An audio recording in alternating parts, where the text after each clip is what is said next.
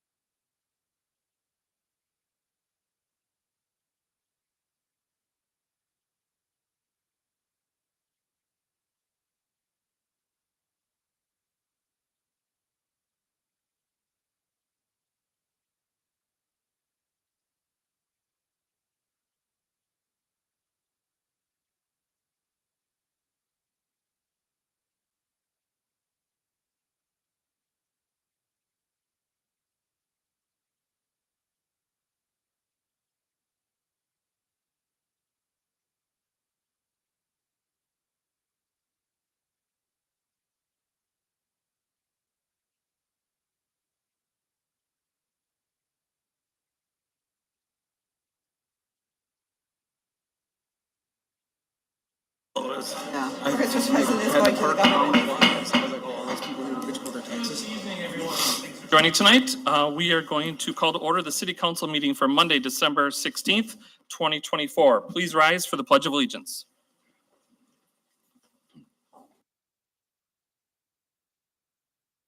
Of the United States of America, and to the republic for which it stands, one nation, under God, indivisible, with liberty and justice for all. Roll call, Amanda. Mark Bittner, Here. Shannon Derby, Here. Bill LeClaire, Here. Doug Brandt, Here. Tim Petrie, Here. Bonnie Shimalunas, Here. Scott Steckmesser, Here. Adam Mohosky, Here. Darla LeClaire, all present. Okay. We can skip over number 4 because we're all here. We can also skip over number 5. We do not have a public hearing tonight. So then we'll go on to 6, swearing in and badge pinning ceremony for new full-time police officers. Tonight there are 3 of them. Chief, all yours.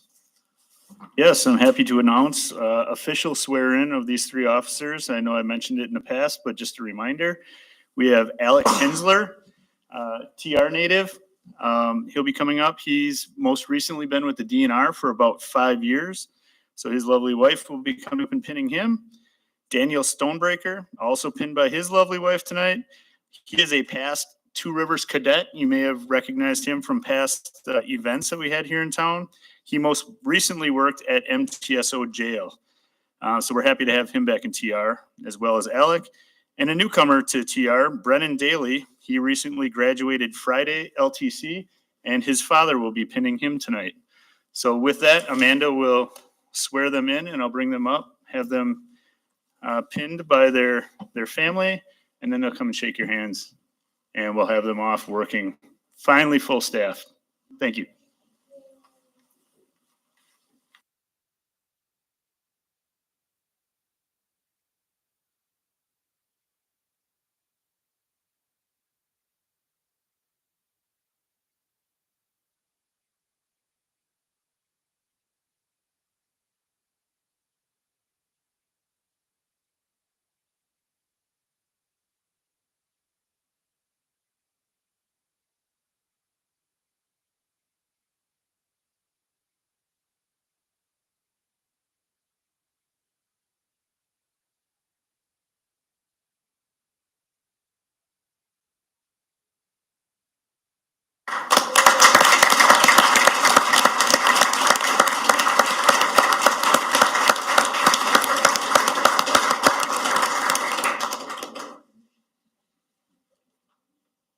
Like to come up?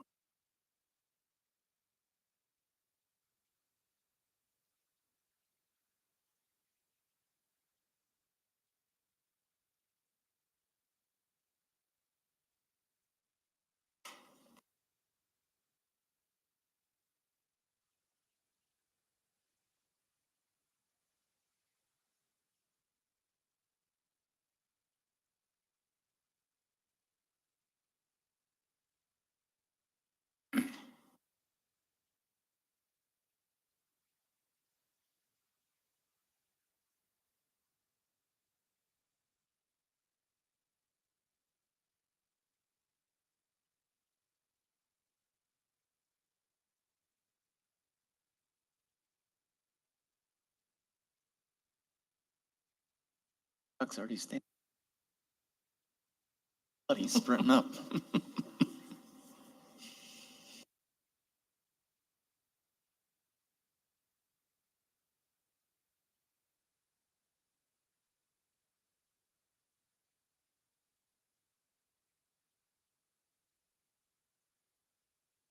Congratulations.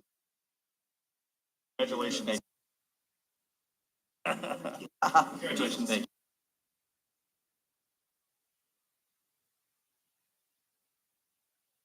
Oh, really? You're going to be here. Okay.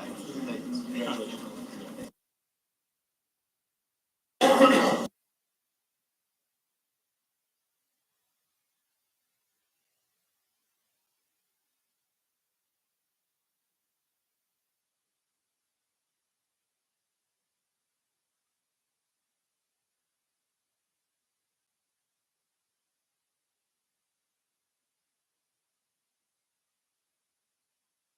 Maybe one more round of applause for our new officers.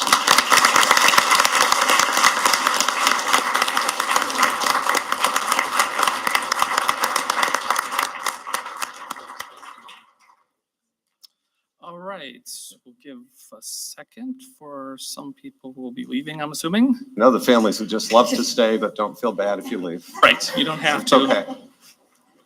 Thank you for coming.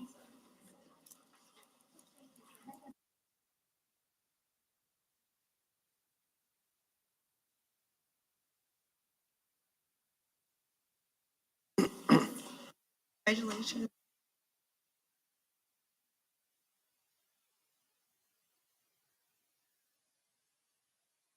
All right, on to number 7, input from the public. If you wish to address the council about something that is on this agenda or perhaps a future agenda item, please step up to the podium on your left and state your name and address for the record. Please be aware that you do have a time limit of 3 minutes to address the council, which can be waived by the council president if warranted. The council may ask questions of you about the topic, but cannot discuss issues raised or make any decisions since this topic is not a posted agenda item. Issue raised may be referred to the city manager or city staff for research and possible future action. Input from the public. Go for it. All right, good evening, everybody. So I may be stealing thunder for later, but I just wanted to make a positive comment about the climbing equipment at Nashotah Park Playground. I don't know how much of the public knows. Obviously, you'll go into that later, but it's not just a large grant that Mr. Mathis got, but also, and I say this as one of the more vocal opponents of more tourism in the city, and not that the tourism dollars don't go for things that also benefit the residents. And the use of the room tax money for that, I really thought that was really a cool thing to kind of take the burden off the taxpayer and use tourism money for both tourist attraction and that. So I thought that was cool. I haven't seen y'all in a while, which you're probably all happy about. But I wanted to thank the council, especially Ms. Derby and Mr. Steckmesser but the whole council for helping push the listening sessions. I keep talking to people, obviously circulating signatures and all that, and I am constantly hearing positive comments about that. So very appreciative to you all for reestablishing those. And the last, if somebody so chooses, I know that necessarily it's, may not happen, but the only kind of outstanding thing that I'm hearing from people about the tax thing that will come up, one of the main things I'm hearing is why the rationale for a 19-year gap. So if there's more explanation for that from the city, that might be helpful to the people that I'm hearing from. So thank you all. Yep. I was just going to say, I will be addressing at least some of the aspects of the timing of the reval in my city manager's Okay, report. I'm perfect. not sure it'll answer all questions and concerns, but prepared to address that. Gotcha. Yeah. Hi, Erin Gonerman, 3718 Riverview Drive. I'm here tonight to talk about the Vanderbroek Arboretum. I did join the board of directors for the Vanderbroek Arboretum last week. As part of an effort on my part, I want to help the Arboretum grow. It's a great asset, and I'm here tonight because a month and a half ago, an anonymous letter was presented to you guys with a lot of allegations in it. And when the neighbors found out about that letter, neighbors to the Arboretum, we held a meeting on November 4th to discuss it with John Durbrown, the executive director of the Arboretum, see if anybody felt that those allegations had merit. And the consensus was from the people who attended that meeting and follow up later was that none of those allegations had any merit. I live, one of the allegations was about a pond being deepened and moisture into people's basements. My house is either closest or second closest to that pond, and I had no change in my moisture level in my basement. There were allegations that John Durbrow isn't there very often. I see him there not daily, but multiple times a week for hours at a time. What else? some of the allegations are true. There are a lot more bees, and the weeds are not weeds, but natural plants, and they're 5 feet tall. And it's really cool to walk around the Arboretum and have just really tall plants and just so many pollinators working in the area. So I wanted to come here and express support for the Arboretum, just because I know that you guys have received emails from the neighborhood. There were petitions that were sent around in support of the Arboretum and what a great asset it is for Two Rivers. So that's what I wanted to do. Thank you. Thank you so much. Appreciate it.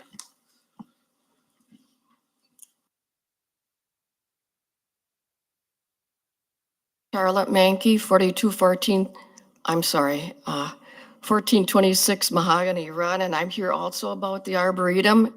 And I also have a letter. I did send a letter to Mr. Buckley, but it went out the week of the budget, so I don't even know if he had a chance to read it. And this is the letter that I sent. Mr. Buckley, I am Charlotte Mankey from 1426 Mahogany Run, Two Rivers. I am writing regarding the anonymous letter sent to several people about the Vanderbray Arboretum.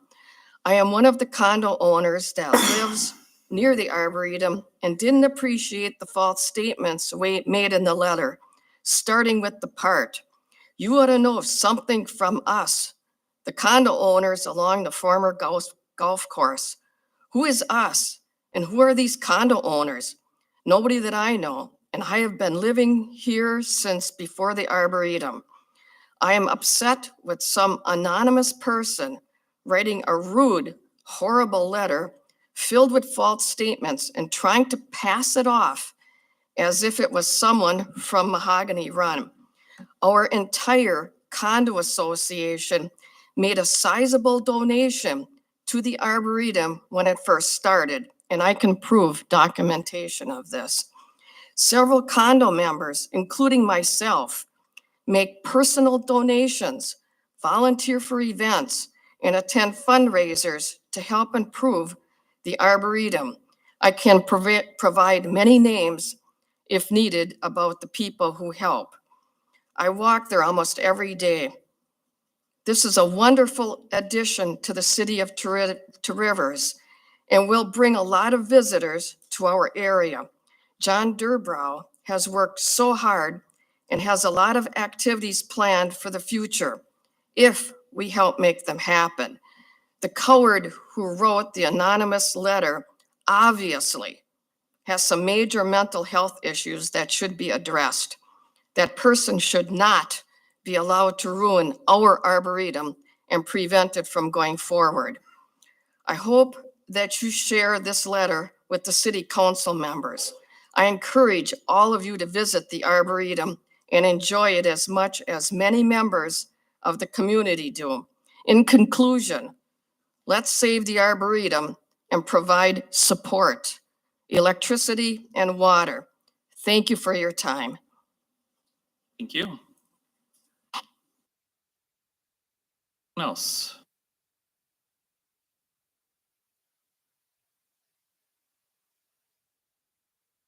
Hi, Jeff Dalkey, 3727 Adams Street. I have a few things to bring up tonight. One of them was the taxes, and a lot of people have been getting a hold of me this past week, and they wanted to know, they understood how the assessment process worked, but they wanted to know why the city was out of compliance for so many years when we were supposed to be having this done. So it just seems kind of odd that when houses were at the prime, like they are now, that's when all this happened. My taxes personally went up $3,600. Yes, that's $3,600. And, you know, that's far cry from what the initial estimates were going to be. And they just want to know who was responsible for being out of compliance. Somebody, somewhere along the line had to have dropped the ball. And that's all they want to know is what happened, how. And let's not let that happen again, because talking to people, almost everybody with small houses, their property taxes went up $500. Granted, everybody understands that anywhere between 30 and 60% came from the schools. But my tax bill, city alone, was almost $1,100 increase just for the city. So that was, a lot of people have been contacting me about that, and they want some answers. Another thing, well, with all that talk, and this was all Facebook stuff and people talking to me, with all the talk about taxes comes the talk about going to a mayor. And with that, it's easy to put it on a referendum. I know, Darla, you said you wouldn't get in a foxhole with me and Adam ever again. I think it's time to hop in and let's see if we can get something done. You know, it's what the people want. You have nothing to lose, you know, just put it on the referendum. If it gets voted down, it gets voted down. If that's what they want, that's what they want. Another thing with, I'm sure funding is gonna be coming up here, or talk about the new apartment complexes. Now, I talked to the Denmark Village president, and they did no upfront money. Everything was pay-go, and I don't think it was all that substantial like what we had offered earlier for any of the other ones.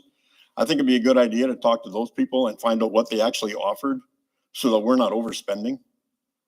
It might be a good idea because their complexes, most everybody has seen, if you go to Green Bay, was very large. I think they had, what, 10, 12, 14 units, plus the hotel. No TIF money. Everything was pay as you go.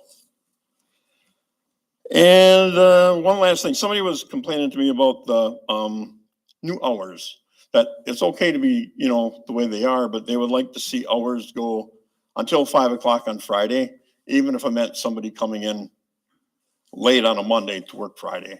So that was just some of the input that was given to me and talking to people this weekend, trying to get signatures. Thank you. Thank you, Jeff. Anyone else? Yes, sir, go ahead.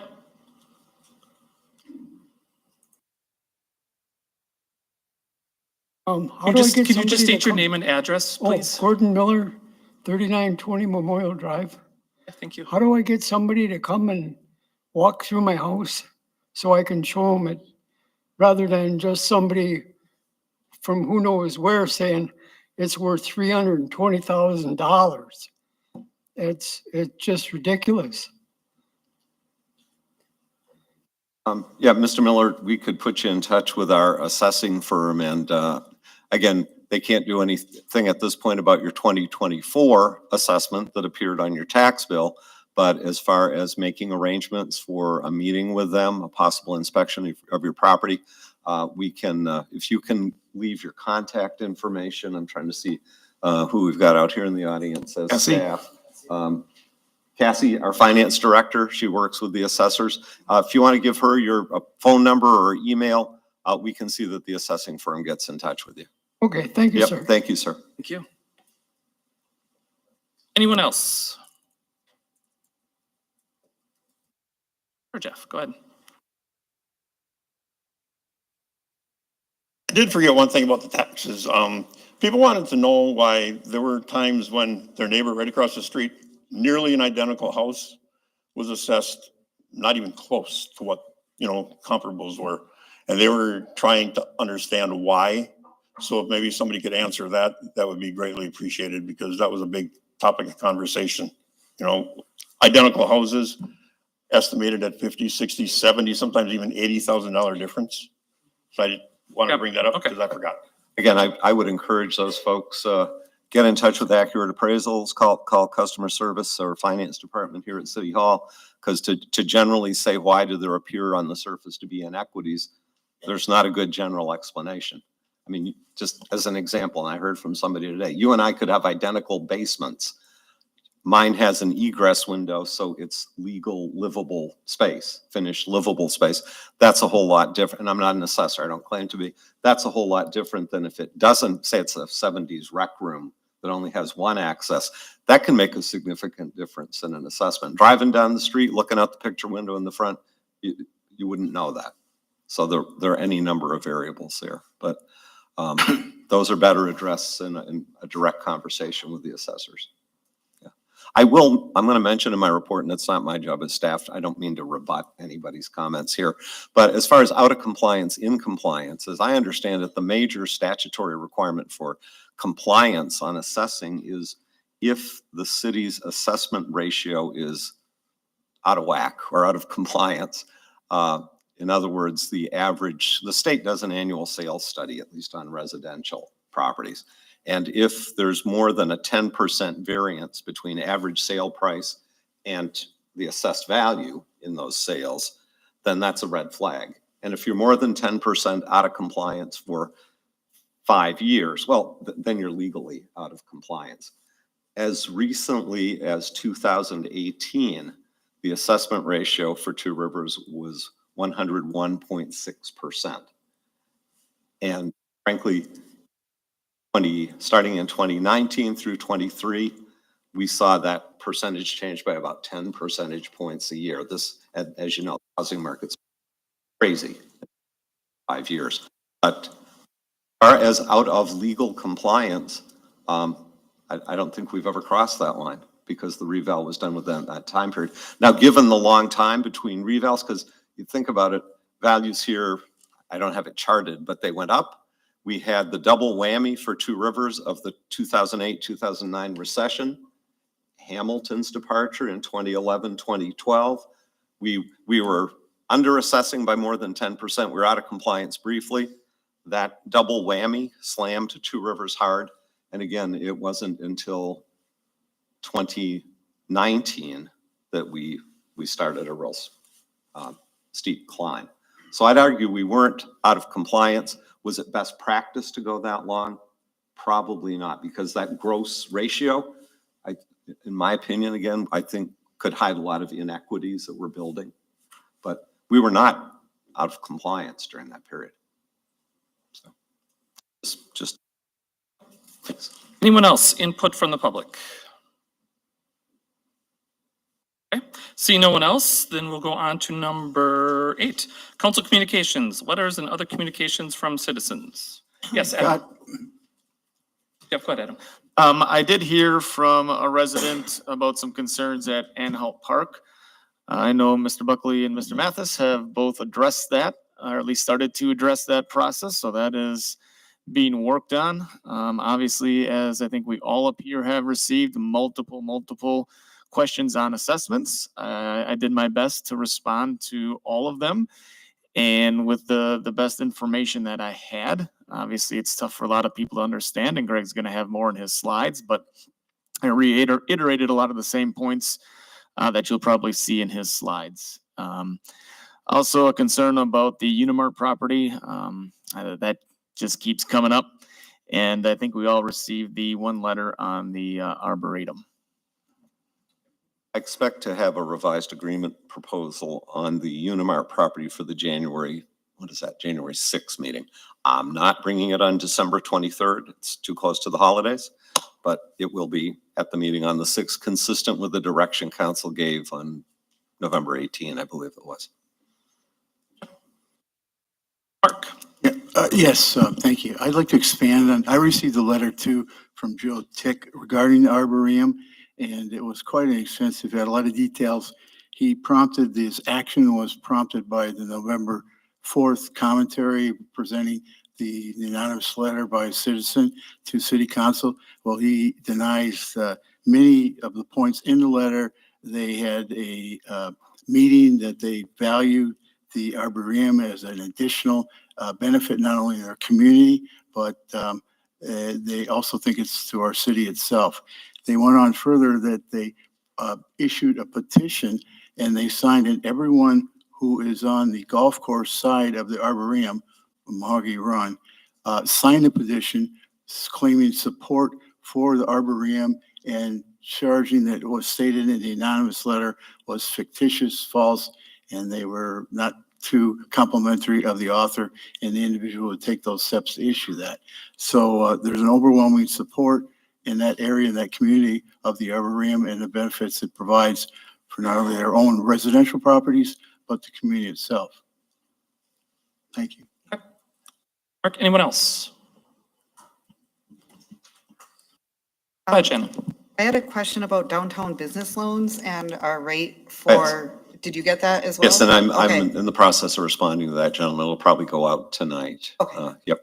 And understand, and I know several of the council members either now serve or have served on the BIDC. There are preferred rates, if you will, for downtown business development. Up until earlier this year, the first 2 years were 0% and 1% respectively. That was changed earlier this year, probably in April by the BIDC, such that the first 2 years carry an interest rate of 3%.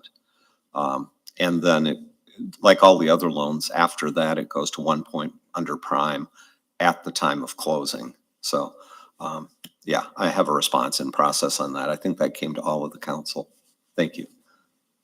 Yes, Mark. Greg, I think it's appropriate to add too that the money from the bid is not coming from our tax dollars. It's money that was from the successful management of that funding. Originally, it came from the state, and it's continued to perpetuate and grow businesses in our community. Yep, not the bid, which is the business improvement district, but our revolving loan fund was from grants the city got in the past. And I think we have two outstanding, just since you brought it up, two outstanding loans right now. One for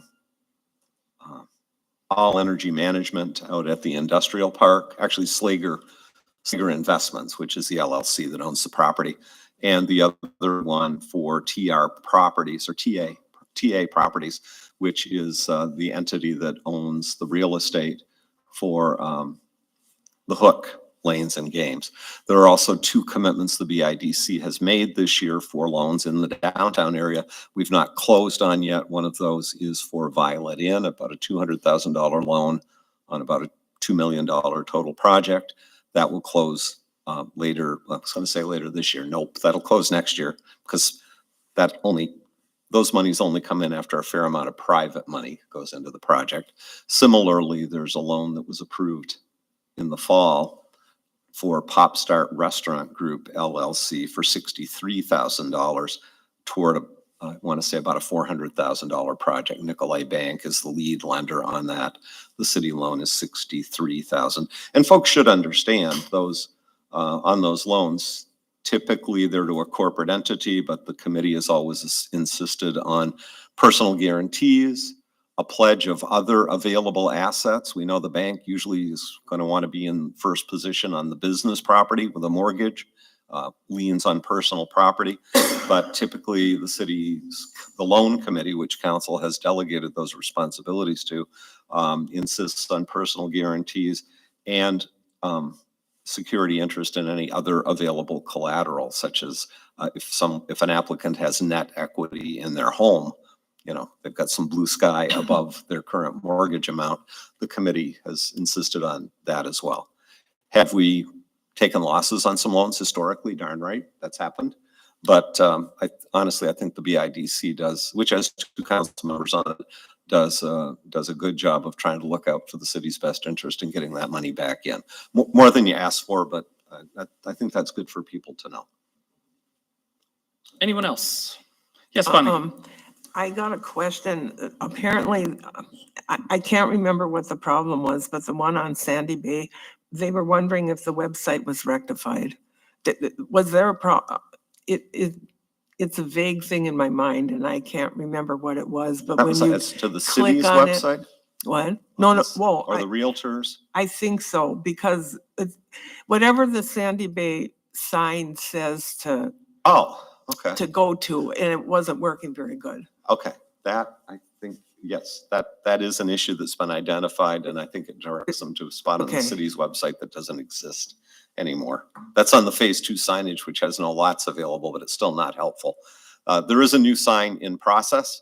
Okay. And yeah, and actually we have the deed done conveying the property from the city to the CDA. Actually talked with the attorneys today. They completed a review last week. West and Dunn of the covenants for phase 3, they'll be filed this week. And we do have one party already lined up for one of the phase 3 lots, which is good news. Yeah. But thank you for the reminder on that, Bonnie. I think there's still bad information out on that sign. And then the second thing, along with the Arboretum, a question was asked, could Arboretum people get together with city council just to have a special meeting about it? I'm just relaying the message. I didn't think it was a bad idea. I mean, like maybe at even a the end of the month work session or something like that. I don't mean I don't mean next month Thank you. necessarily. Or What's not that? December.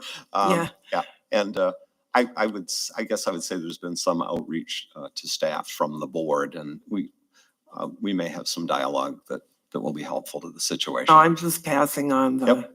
I think we made that outreach as well prior to this. Yes, be. After indeed. we did that, we invited him to a meeting and it was declined by Mr. Durbrow. When all this happened, I believe that meeting was declined by them. So there was outreach, just so everybody out there knows that our dialogue was open for such a meeting.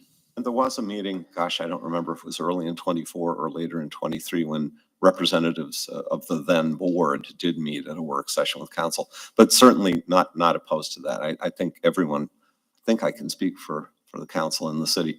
The Arboretum is a huge asset to this community, and it's no secret. Maybe there's been some issues of disagreement, and I think we all have an interest in seeing those addressed as best we can, equitably and in the best interest of the community. So stay tuned. Stay tuned. Anyone else?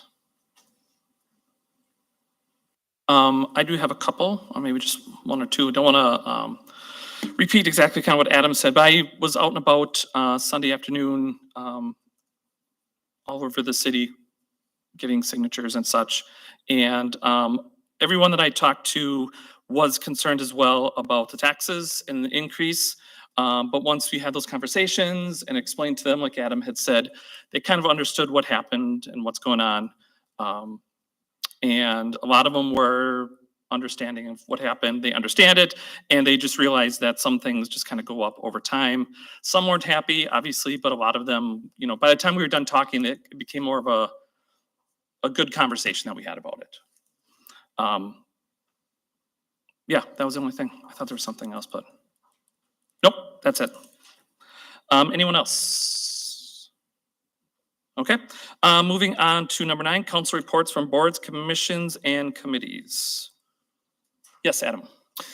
Plan commission's pretty well covered, as we were all there in attendance for that joint meeting on the apartments. But over to advisory rec board, we had some good discussion. We are looking at a food truck fee and a setup area at the beach for those food trucks. Mike has a pretty good plan in place, took some feedback from the rest of the board and is going to tweak a couple things and hopefully get that back to us for us to bring to council to vote on. Great numbers in all of our youth programs, ranging from basketball to softball to dance and many other things in between. And then Mike showed us some pictures and was very excited, and hats off to him for doing this, getting the $100,000 grant for the Neshoda Park play equipment. That was a huge grant to get and to continue furthering Neshoda Park, and something that's kind of for all ages, but yet more for the for maybe the older kids. And then hats off, obviously, to the tourism for getting us the other 20,000 that we needed. And I'm sure more pictures and that will be coming up as we discuss that later on today. That's it. Thank you. Anyone else? Yes, Darla. With EAB, not much to report. We're still going along the lines we have been. One thing for Two Rivers Main Street, and I know Mr. Buckley's going to talk about Cool City Christmas, but one of the things that Main Street was involved with was the window decorations competition for our downtown businesses. And we had come up with the idea of Christmas movies, which we thought would be really awesome. I didn't see any legs in the windows, though. I was kind of disappointed. But right now, the windows, they still look great. We already have over 308 votes, and these are votes from the residents. And you can go online, you can, there's a QR code that you could use. They're placed in the front windows of the businesses, and people will be asked to vote for 2 categories: favorite window design and best representation of the holiday movie theme. And you could vote for the same business for both or different businesses for each category. So if you haven't had a chance to go down and look at the windows, do so because they're pretty cool. And go ahead and participate in the voting because I think we're going to end up with a lot of responses. Excellent. Thank you. Anyone else? I was Yes. on the library board. Not a whole lot to report, but there, is always great programming there. And information about our shipwrecks has been very, very popular. So check that out on their website. Okay. Anyone else? Okay, on to the number 10, city manager's report. Would first invite Chief Marak up to address the history now coming to an end of our paid on-call employee and to recognize 2 long-serving POCs.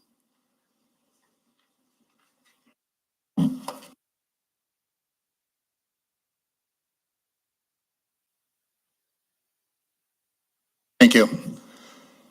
As you may know, the City of Two Rivers Fire Department has a rich, progressive, and adapted operational history, starting with the Dexter Hook and Ladder Company at the turn of the century, moving towards the Two Rivers Fire Department and becoming full-time in 1927. Now, we've been full-time since 1927. I'd like to talk about our progression, and we're going to fast forward all the way to 1985. Being reactive to staffing changes or reduction in staffing and operational needs to get more firefighters on scene. The standard is 15 firefighters on scene, and we went down to shifts of 6. We didn't have the mutual aid like we have in the current system where we can have multiple fire departments come and assist us at fire scenes. At that time, we just didn't. So Ray Conyu, the chief at that time, came up with an innovative operational plan to get more firefighters on scenes and fire calls. And mind you, at the time, we only ran 90 fire calls a year, and we only ran 400 EMS calls. Right now, we're at over 2,000. So that just puts it in perspective where we're at here. So hence the need of having more firefighters on the scene. In 1985, we started with 12 individuals that were hired from various backgrounds. These were people they worked at local factories, they worked at hospitals, they worked at a number of different places. Some just wanted to help out in the community, and some wanted to be firefighters in the future. And this program, the success of this program is shown. I have one of the original 12 members in the back, Gary Shablik.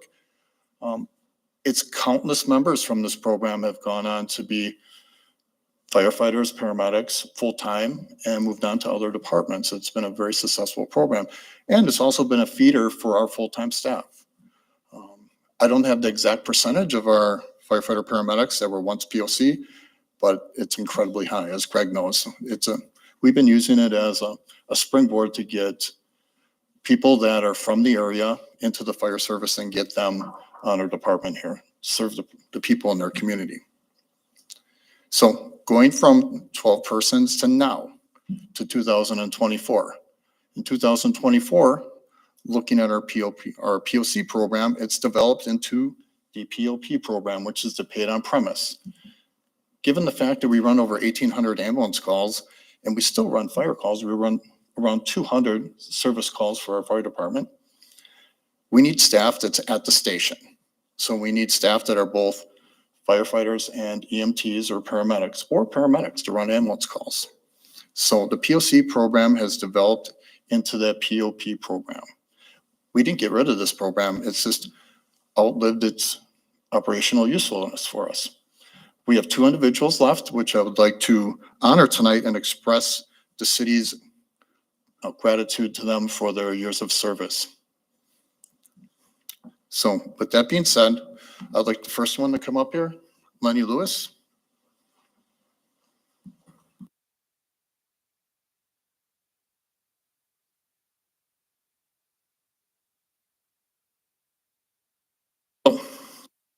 Lenny, a few things come to mind when I talk about Lenny Lewis. The first one is dependable. He's been a paid on call for 26 years. And I'm sorry, we said we were going to retire together, right? Yeah. I broke that promise, I'm sorry.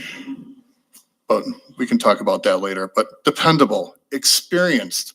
I've stood by this man at many fires. Fire coming over our heads, we've been through a lot together, been on a lot of scenes, ice rescue, it's countless things. And I trust this man with my life. As I would Jason, which I'll talk about later. He's known for never complaining. He's known to be the person that's always going to be on fire scenes. Until last Saturday. So he claims that's the first fire scene that he's missed showing up for in 20 years. I'm gonna have to look back on the records. He's joined with his wife today, Deanne. But I'd like to honor Lenny Lewis for his service to the citizens of Two Rivers and the staff of the City of Two Rivers Fire Department. So I have something and the union president also has something. I have this plaque for you. And always having backs.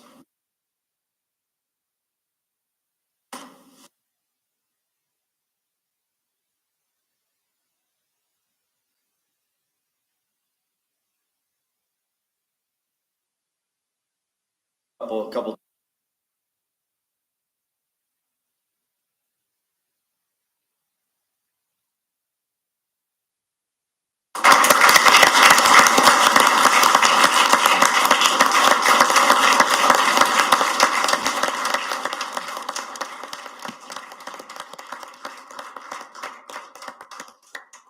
Chief, don't let them run away without passing. Yeah. through. Okay, Are they gonna? just wait until the end. Okay. They might have to go bowling or something real quick. End of the meeting. So the next one is Jason Wiesner. Jason Wiesner was with us for 17 years. He's joined by Melissa, his wife. He's joined with Kinsley and Brantley, his children. Jason came from us straight out of deployment from Iraq, his first deployment. And he was also with the Silver Creek Fire Department. He came with a lot of experience. Things that I could say about him: professional, carries himself very well. He was a man of rank in the military.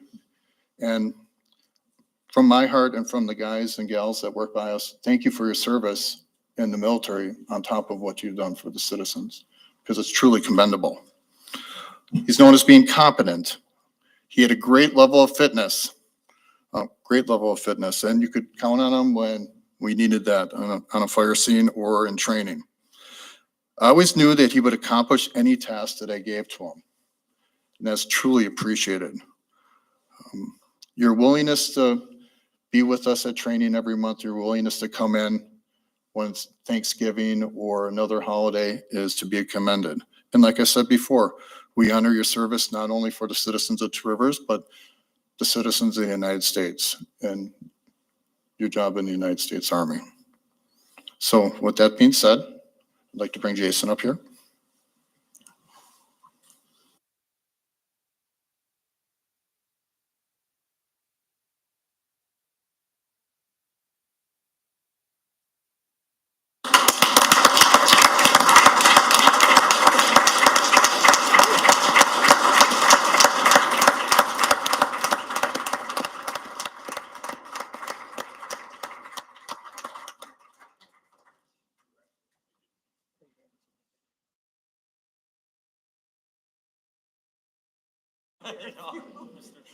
Congratulations and thank you.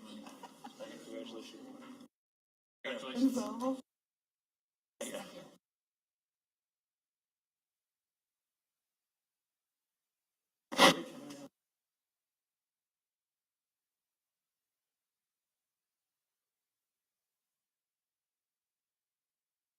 Got distracted by Daisy.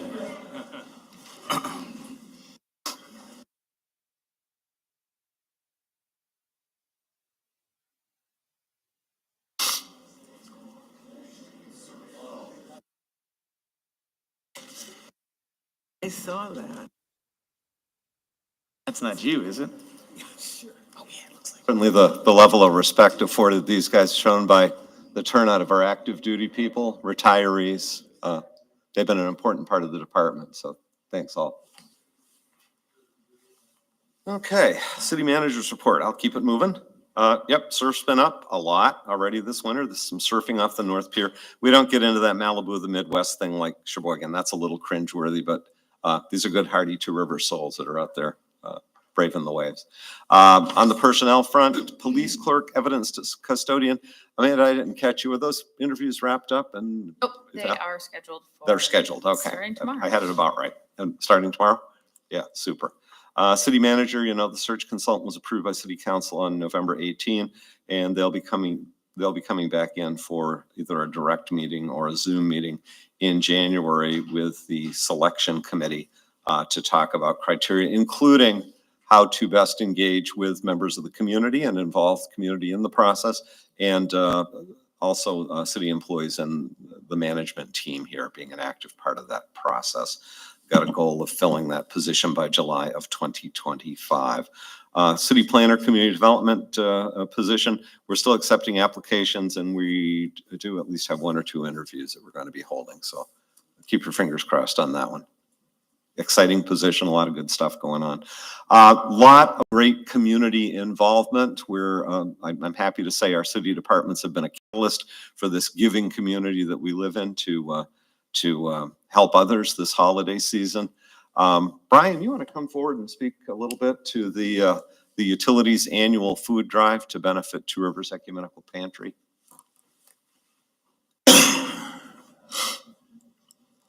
Good evening. We had the privilege of hosting a 2-week food drive. And this year was the first year that we partnered with our 2 elementary schools, Koenig and McGee. I would express an extreme thank you to both principals and all the teachers and staff that assisted with us. In grand total, we also collected at our utility office in here at City Hall. We collected over 1,000 items and 975 pounds of food that we donated to TREP this year. They were extremely grateful for our donations, and I thank all the residents and all the students from the schools that actually participated.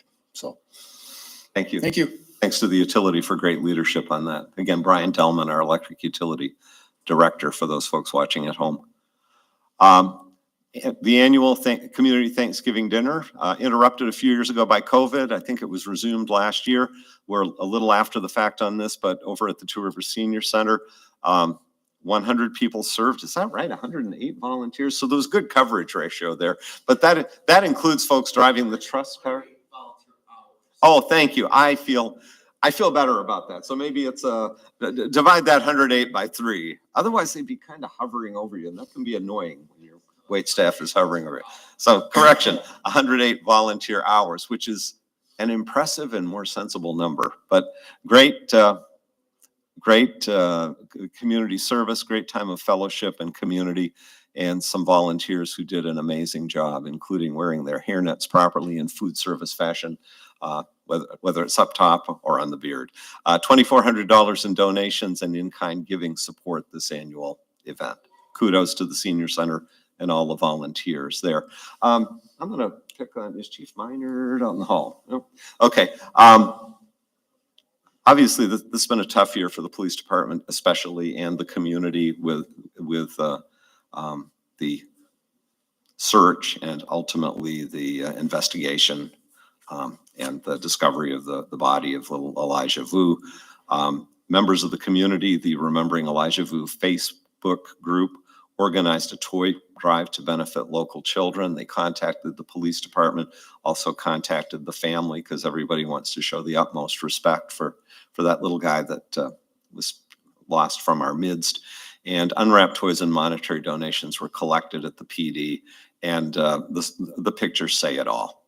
I don't know that the basement of Evans had that many toys in it when it was fully stocked, but that speaks to this community and honoring the memory of that precious child. So kudos to all involved, and thank you for the police department. They don't just show up in uniforms with squad cars and firearms. They truly serve this community. Cool City Christmas. Mike, you want to come forward? Because I'll give some kudos on the way up. The organizing entity, largely through our Park and Rec department, but this event, 2nd annual throughout the downtown. And if it doesn't hit you right here, as far as a beautiful hometown event, I'm not sure what will. This is the guy with the details. Last year, fun story, Santa Claus had a mix-up last year and he could not attend the event. So Kevin Krejcik, who many of you know, works here in the City Hall. He stepped in a role that I'm not going to tell you, make it very obvious. But anyways, Kevin won an award last year called a Santa at Heart Award for his Christmas spirit and helping out that event last year. So this year we took it to the next level. We gave 3 Santa at Heart Awards out. The first one went as a community partner award to Lowe's of Manitowoc because they donated and built all of the tree stands in East Central Park. They donated over 300 building kits and then brought all the staff and all the materials and the tables and everything to host Santa's workshop over at the community house. And so that was the community partner. Then we had Jean Vanderlinden, who's the mother of one of our Parks and Rec staff, but she's an amazing artist too. And so all the beautiful decorations you saw in the community house were almost entirely made by her. So she won the Santa at Heart Award. And then Gwen Sukawati, she won the Rookie of the Year award for Cool City Christmas because she took the lead on the vendor fair and totally jumped in and hadn't been a part of this before and did an outstanding job. So yeah, a lot of great contributions across the board. Big support from friends of the Two Rivers Senior Center in terms of monetary sponsorship and Community First Credit Union. Across the board, really great attendance. We felt like again this year. I can't say enough to all the volunteers from the Scouts to the high school students that came to paint faces to Roncalli High School's choir. There was a lot of different community groups coming together to pull everything off. So overall, weather was a little bit breezy and chilly, but we survived and it's better than rain. So I think we had a great year and people keep calling it a tradition now. And I guess that means we have to do it every year. So that's kind of terrifying, but it's a good thing to do. So yeah. And continue to enjoy. The downtown is beautiful. Those 30 trees in Central Park not only have some pretty sturdy pins underneath them with those stands, but I'd throw out a thank you again to Spraying's Trees and Wreaths just up the road here for donating 30 beautiful fresh cut trees out here. The Christmas spirit's alive and well downtown. Looking forward to the next Cool City Christmas. This one's a little wordy, but basically just reminding folks, and we'll be doing that with some Facebook updates, about the ordinance requirements for clearing snow and ice from sidewalks. It's part of living in a community. We've got a walkable community, and those are to be cleared from any public sidewalks within 24 hours from the time the snow ceases to fall. Sometimes it's hard to figure out when it ceases to fall. Hasn't fallen much so far this year. But for corner lots, that does include the sidewalk and the ramps right down to the gutter line. And there is provision that the city can, if you fail to remove the snow timely, remove it at bill for the cost. Second offense in any winter can subject the property owner to a forfeiture of $150 plus court costs. I guess the thing that I want to point out here is nobody's goal is for the city to derive revenue from this. It's all about being responsible property owners and keeping those sidewalks clear. Also, blowing or depositing snow or ice in the street or on your neighbor's property without their permission is a violation of the law. And I think we've all seen the beautiful arc going from a snow blower right out into the street just to get plowed into a neighbor's driveway down the street. So we might actually see some winter weather arrive, maybe Thursday this week. Please bear these things in mind. With the holidays coming up, various closures noted there. City Hall, the Community House, and the Senior Center closed on Christmas Eve, Christmas Day, and New Year's Day.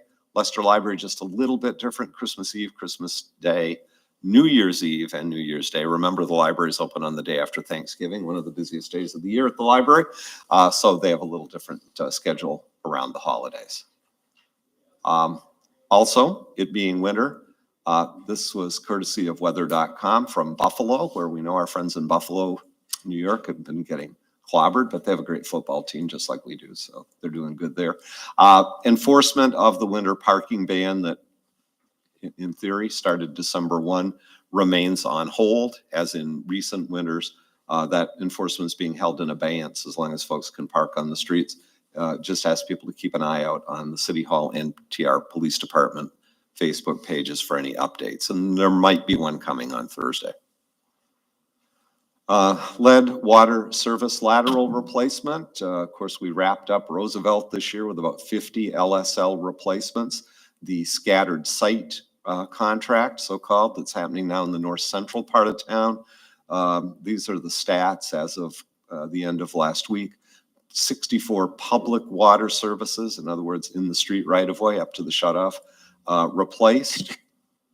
42 public sewer laterals replaced, because while the street's dug up, if those laterals are in tough shape, they get replaced. 9 private side LSLs, or lead service laterals, replaced, and 7 private sewer laterals replaced. I guess some of the theory here, why so many public side and not private side, only a theory, but when those streets went in, it might have been a few years in some cases before the houses got built along them. So along had come copper pipes. That was about a 1952, 53 thing when lead went away and you saw a lot more copper.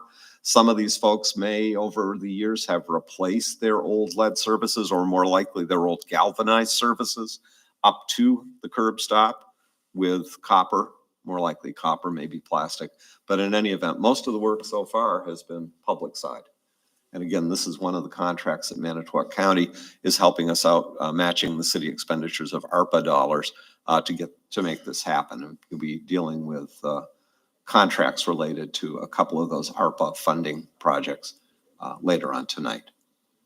Up at Sandy Bay Highlands, as we'd reported previously, and these pictures show pretty nicely, Orchard Lane, the cul-de-sac that runs east-west, running parallel to Lake Breezeway, is gravelled. It's got water, sewer, and storm sewer infrastructure underneath it.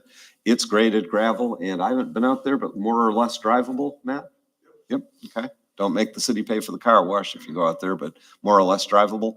And of course, Orchard Lane, which runs north from Lake Breeze, is improved and graded and gravelled up to Orchard. So if you know somebody that's looking for a home lot, they can actually go out there and kick the tires on some of those lots. And are we going to be staking those lot corners in that first section with a little lot?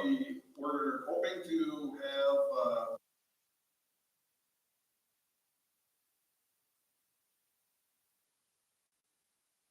lath or something, assuming the ground's not hard as a rock.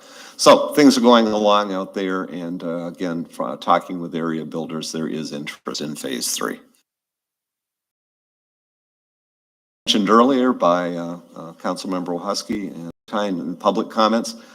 Great news tonight. We're asking the council to authorize an amendment to the capital budget for next year for Parks and Recreation to the generosity of a West Foundation grant for $100,000 and a 20 contribution from the Room Tax Commission. Mike, I'm going to call you up here again, though, to talk about this equipment and how it fits in the scheme of things with a very well-developed master plan that the Advisory Rec Board and staff worked through for Neshota. Yeah, when we completed the Neshota Park Master Plan, we had theorized that when we took out the play equipment that was over by the zip line, that was going to kind of leave a hole over there, and we'd want to fill that in and kind of spread usership out across the park and take advantage of all the great things in all the areas of the park. So we discussed having obstacle course style equipment put into that area to complement the zip line. This equipment we got the idea for because when the playground company was on site building the current playground at Neshota, she showed me pictures of this and she said it hadn't been in the state of Wisconsin yet. And so I thought that was a very cool idea. And a lot of these other obstacle course equipments, they've been quite popular lately. And so a number of cities really in our region already have the obstacle course thing. So we wanted to stand apart a little bit from other communities in this regard. And we're still the only one in Wisconsin that'll have this type of equipment. So it's about a 12-foot tall upside down U-shape climbing wall. And then the other piece is called the bamboo jungle. It is 12 to 13 year old kind of range for the most part for using it, but adults, kids are welcome to it. So yeah, we're expecting hopefully before Memorial Day to have it all in.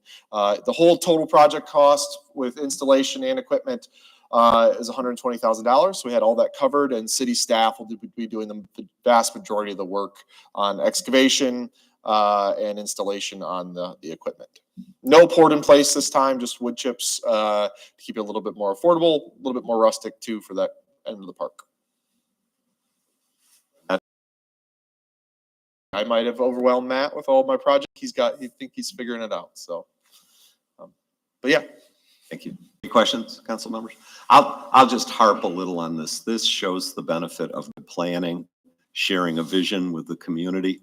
2 years ago, all over the community, as well as visitors enjoying that. Vision well articulated and being pursued by this council, the advisory staff.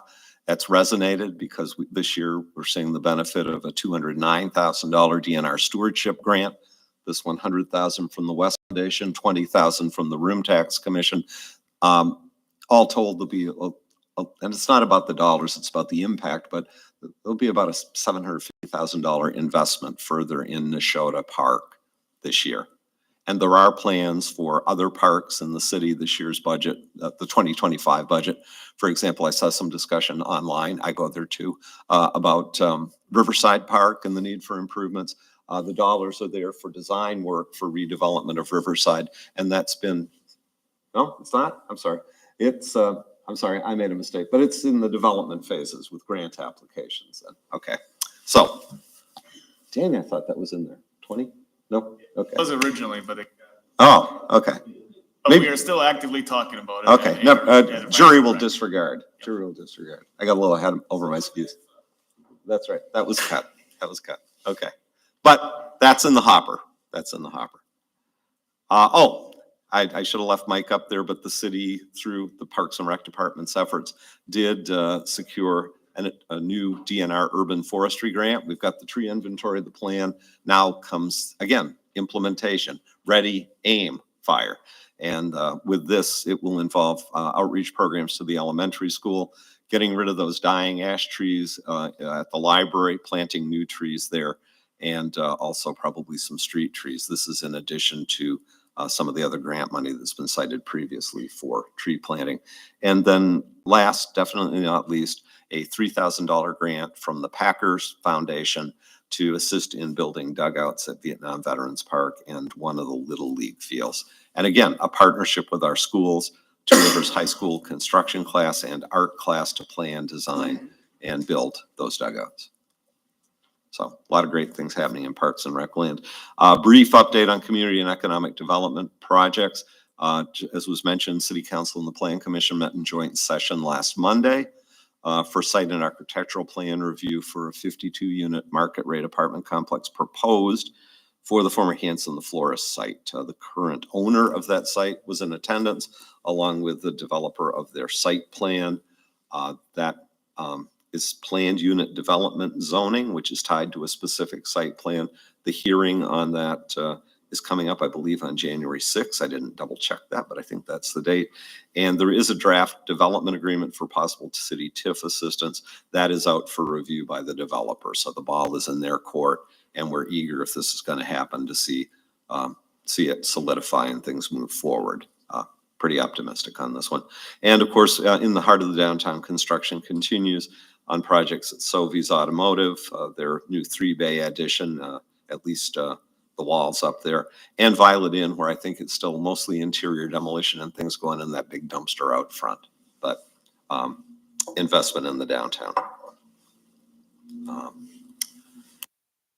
Shop with a Cop is this week on Wednesday. 15 area children have signed up and will be accompanied by a dozen officers that will take them shopping, not only for themselves, but to get Christmas gifts for their families. And there'll also be gift cards for the parents from places like Piggly Wiggly and Quick.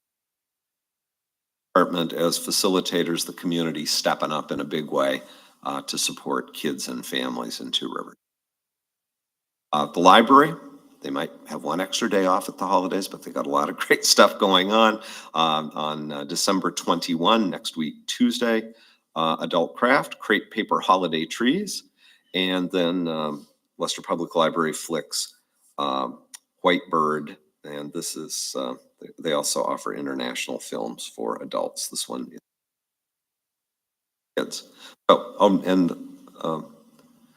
The adults 18 and up is the international series. Or did I just mangle your program? Oh, for this one? Yeah. Okay, never mind. 18 and older. Okay, bring a beverage and free popcorn. Okay, Sorry for stumbling. That's twice tonight. Third time's a charm.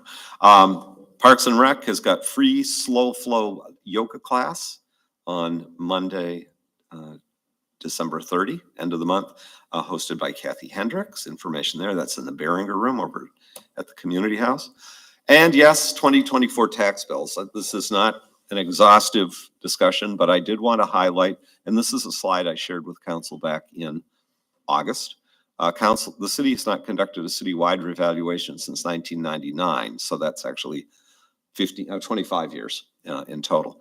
State law does require that a revaluation be completed if the Department of Revenue sales studies show that total assessed valuation of the community, of the municipality, varies by more than 10% from actual market value based on sales for a period of 5 years or more.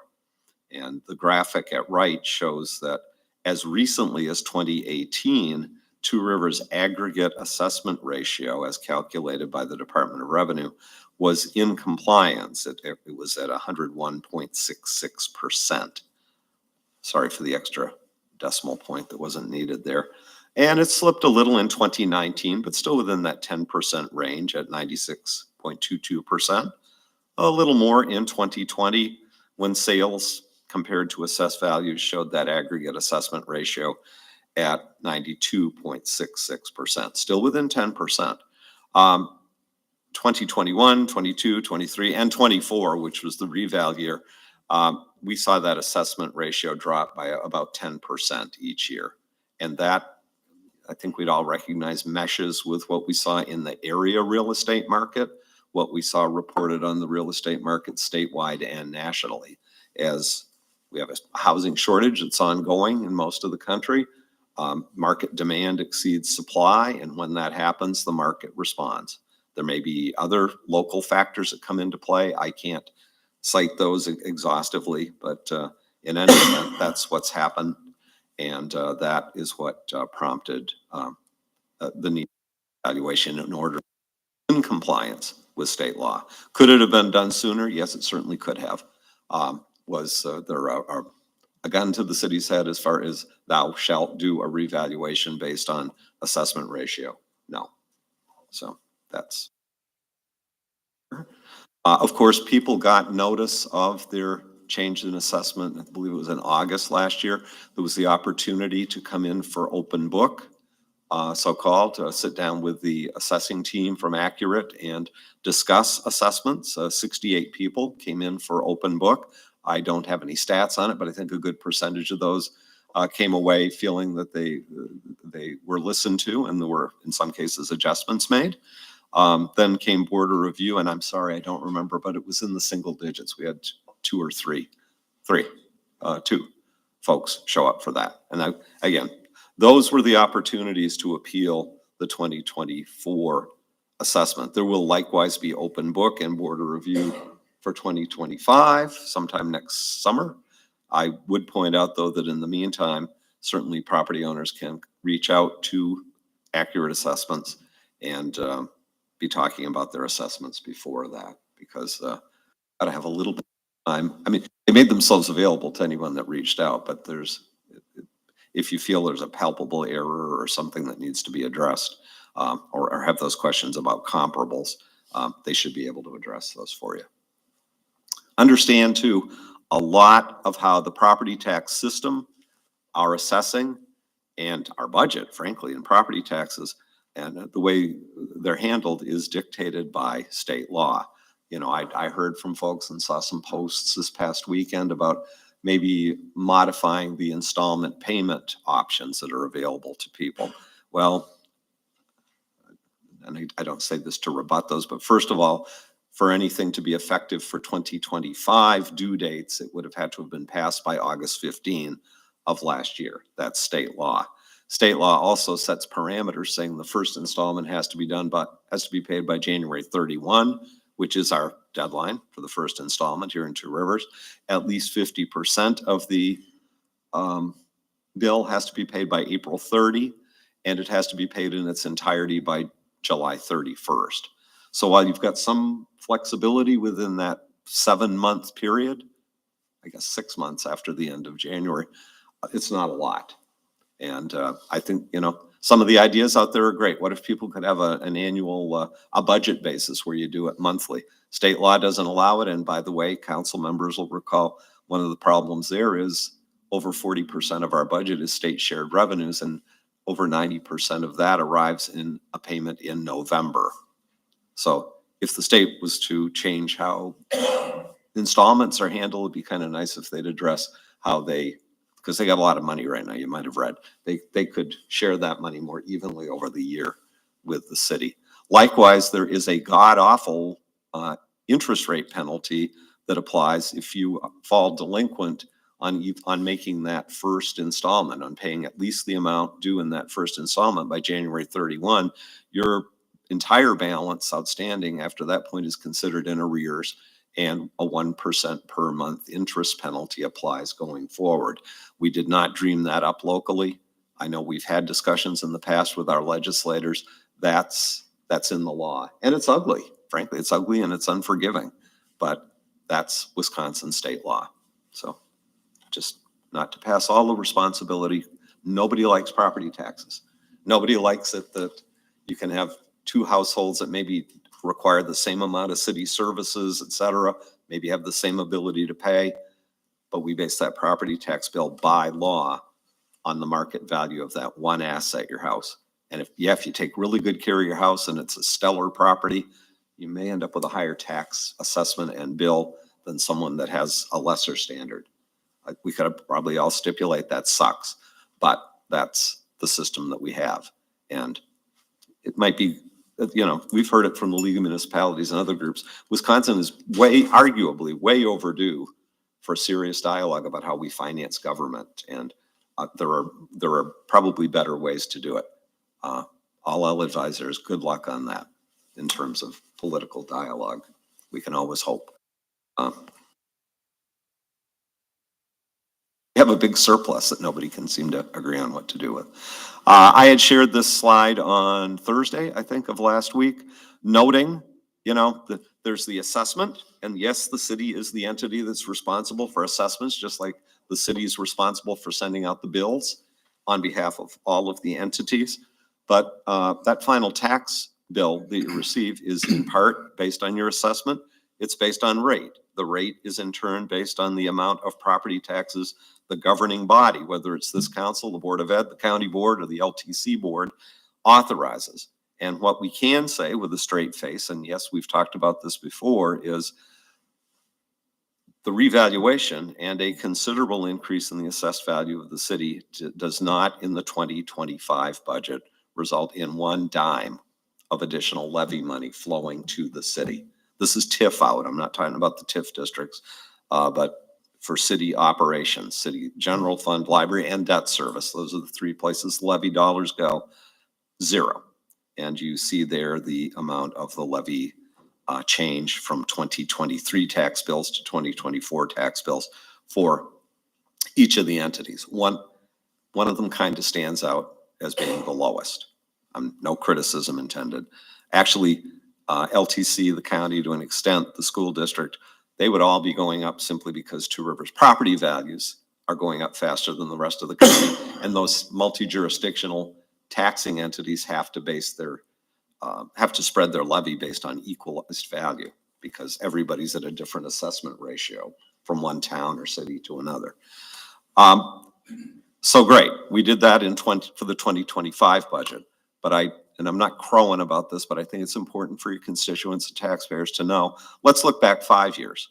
And you see there tracking at the bottom, the levy of, I'm going to go to another slide because these are shown a little bigger. Those are the numbers I just showed you up top, with the city growing 0%, but the total levy growing 11.7% when you take all the units into account. Now let's take it out over 5 years across the top here. From 2019 to 2024, city share of the levy up by just shy of $400,000, 7.78%. Two River Schools, 39.31% over those 5 years. Dollars out of the community to Manitowoc County for its budget, up 18.55%. Lakeshore College, they dropped the technical part, in aggregate. Not a big part of the tax bill in the scheme of things, but up 21.45%. So 2025 wasn't just a fluke or something artificial because it was a reeval year. This city, and I'm not patting myself on the back or any of you, but this city has been responsible in the amount of tax levy it's laid on the community. Couldn't find 10 years back real fast, but finance did provide me it. I said, let's look a little further back just for kicks. 2015 to 2024, a 9-year span. Again, here are the changes over that 9-year span as far as how much of an increase to each of the units. The percentage increase from 2015 to 2024, 20% in aggregate. City of Two Rivers the lowest at 9.10%. Will this council have to grapple with a possible tax rate increase next year? Possibly. And I expect that this council will grapple with it as it has in every year, because there is a history of being fiscally responsible. That doesn't take the pain away if your tax bill went up a ton. But that's my Christmas message. I'm sorry. And with that, again, a beautiful view of our beautiful historic City Hall and Central Park. That's my report for tonight. Awesome. Thank you, Greg. Yep. On to number 11, consent agenda. Under A, we have presentation of minutes. We have the city council work session from November 25th, 2024, the city council regular meeting from December 2nd, 2024, and the city council special meeting from December 9th, 2024. The recommended action will be a motion to waive reading and adopt the minutes. Under B, we have minutes of meetings. We have the library board from November 12th, 2024, Public Utilities Committee, December 2nd, 2024, Public Works Committee, December 4th, 2024, Room Tax Commission, December 6th, 2024, the Plan Commission joint meeting with City Council on December 9th, 2024, and the Advisory Recreation Board from December 11th, 2024. The recommended action will be a motion to receive and file. Under C, department reports for December 2024, we have electric, inspections, library, parks and rec, public works, safety, water, tourism. The recommended action will be a motion to receive and file. Under D, we have summary of verified bills for the month of November 2024 for $2,394,975.02. The recommended action will be a motion to receive and file. And finally, under E, we have a recommendation from the Plan Commission meeting of December 9th, 2024, to set a public hearing for site and architectural plan approval for residential planned unit development at 3000 Forest Avenue. The recommended action there will be a motion to set the public hearing for Monday, January 6th, 2025 at 6:00 p.m. The recommended action for the consent agenda will be a motion to approve the consent agenda with the various actions recommended. Looking for that motion. Thank you, Bill. Second by Doug. Any council discussion? Seeing none, this will be all in favor. So all in favor indicate by saying aye. Aye. Anyone opposed? Motion carried. Thank you.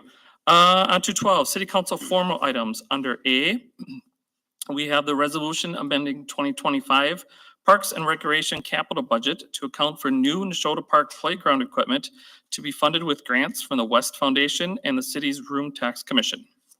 Yes, we've already addressed these outstanding projects and the wonderful support provided by the West Foundation and the Room Tax Commission. This is pretty straightforward. There are existing line items that were populated with zeros this year on the revenue side of the budget because historically there have been West Foundation contributions in support of parks projects.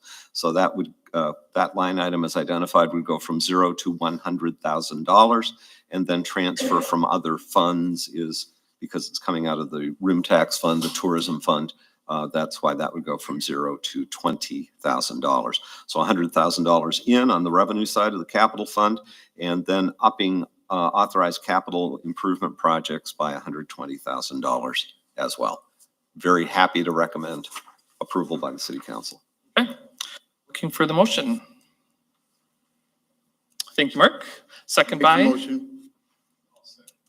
Bill. Any council discussion? Seeing none, this will be a roll call vote. Amanda? Bill Leclerc. Aye. Doug Brandt. Aye. Tim Petrie. Bonnie Shimalunas. Aye. Scott Steckmesser. Aye. Adam Mahusky. Aye. Darla Leclerc. Aye. Mark Bittner, Shannon Derby, Aye. all in favor. Okay, on to B, resolution declaring official intent to reimburse expenditures from proceeds of borrowing for the 2025 budgeted capital projects. This is a resolution we typically bring to council shortly after budget adoption, either in late December or first meeting in January. Basically identifying at a macro level, like in this resolution, areas where the council has in the budget indicated that there will be general obligation borrowing in support of capital projects.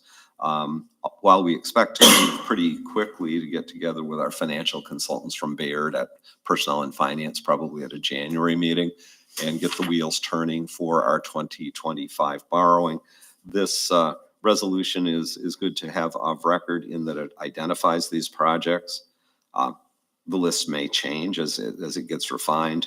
We aren't going to be running out and spending money, except maybe some engineering on public works construction projects like the street work on the east side or the work on Pierce Street. But in the event there are expenditures made out of capital funds, and I think there's a 60-day grace period in the statute.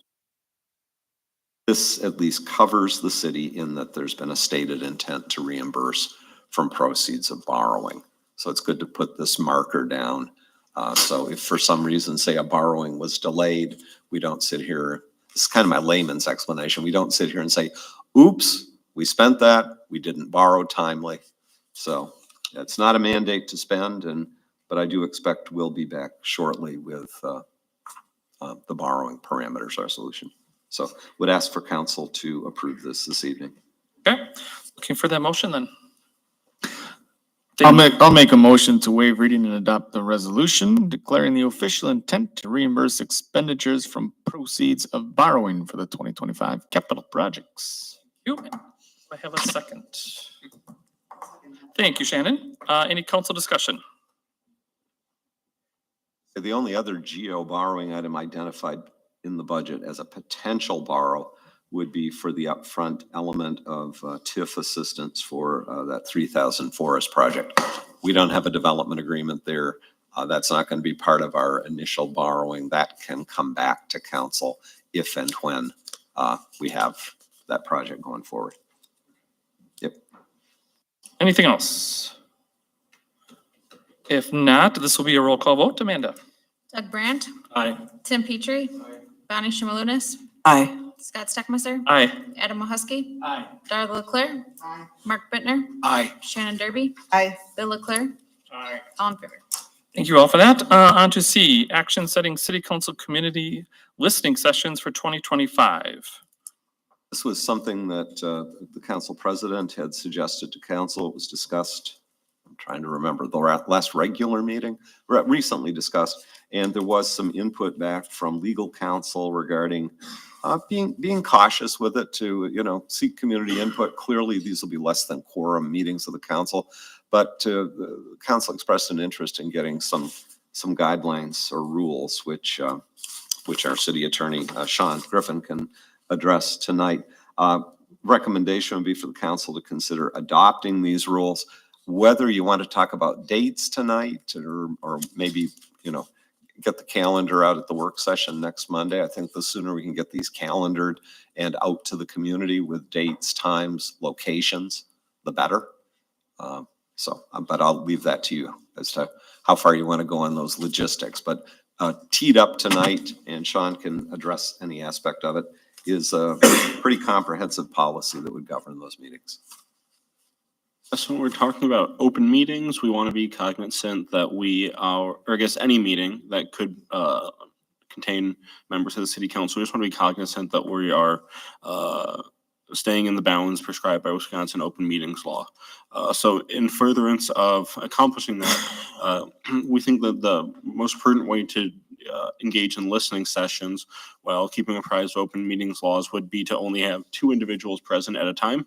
That's well below quorum, and would not have any potential of running afoul of any walking quorum or potential other issues there.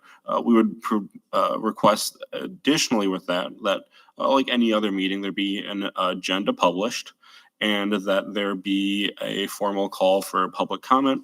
Of course, just as we do here, council members are free to engage with members of the public and to have discussions. But what's key here is that there'd be no official action taken. So by having less than a quorum present, by taking no official actions, and by noticing this, the city council can certainly engage in listening sessions, but not have any potential liability for running afoul of any open meetings rules. With that, it's be important as well to also keep minutes. Obviously, minutes aren't necessarily required, but in this type of scenario, but as a best practice, it'd be good to keep minutes and records of that as well. Okay. Any questions? Yes, Bonnie. I thought we were gonna have 3 city council people. Or are you not counting president and vice president as the city council member? We would be counting any member of the city council as part of that number. That number could be increased to 3. That wouldn't be an issue. That's still below the quorum.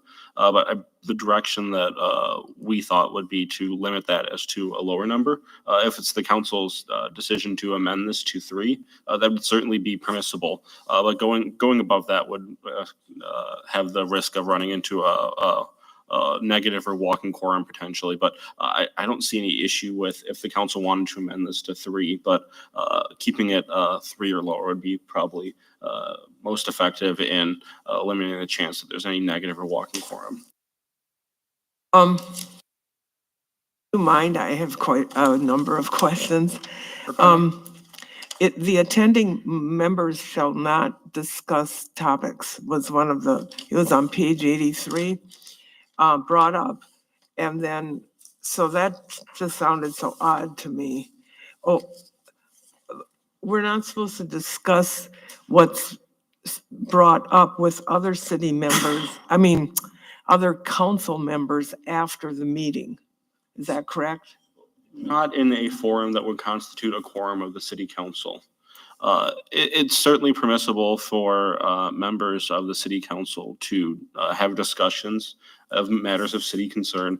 But the issue here would be where there is potentially a quorum of the city council or enough individuals on the city council who could negatively, it would be called a negative quorum, who could have the impact of defeating or acting against any certain action. The concern would also be that if members of city council would agree informally or formally to take certain actions as a result of the communication. So it's certainly permissible for members of city council to discuss issues of public concern. But the concern here would be, if we have 3 people present and then you ask for a 4th person's opinion on that, then we're getting close to a negative quorum, or if it's one more than a walking quorum. So that's the main concern there, that there's never a situation where the 2 or 3 people that are present are bringing someone else in and getting to a number where we're potentially running afoul of a negative or walking quorum. But whatever topic that is brought up, that can be put in the minutes, is that correct? Yes, it could certainly be put in the minutes. It could also be brought up at a city council meeting as well. If when council members are discussing public comments, that would certainly be an opportunity to bring those points up as well. The important thing here is that we're documenting it. We don't have a quorum of the council, and that we're not agreeing to, council members aren't agreeing with other council members to take specific actions. The point here is to listen and engage in dialogue, but not to agree to take actions or to have a quorum or potential walking or negative quorum there. That's it. Okay. Anyone else have any questions? Yes, Adam. Council members, can they attend on their own or as a citizen? The concern would be if council members would attend on their own or as a citizen. That a council member really can't remove, if you say, the hat of being a council member for the purpose of a quorum. So if there is, if we have 2 people present, a 4th person becomes present, or, if we say council members can attend as citizens, 2 council members show up, well, then that becomes a meeting.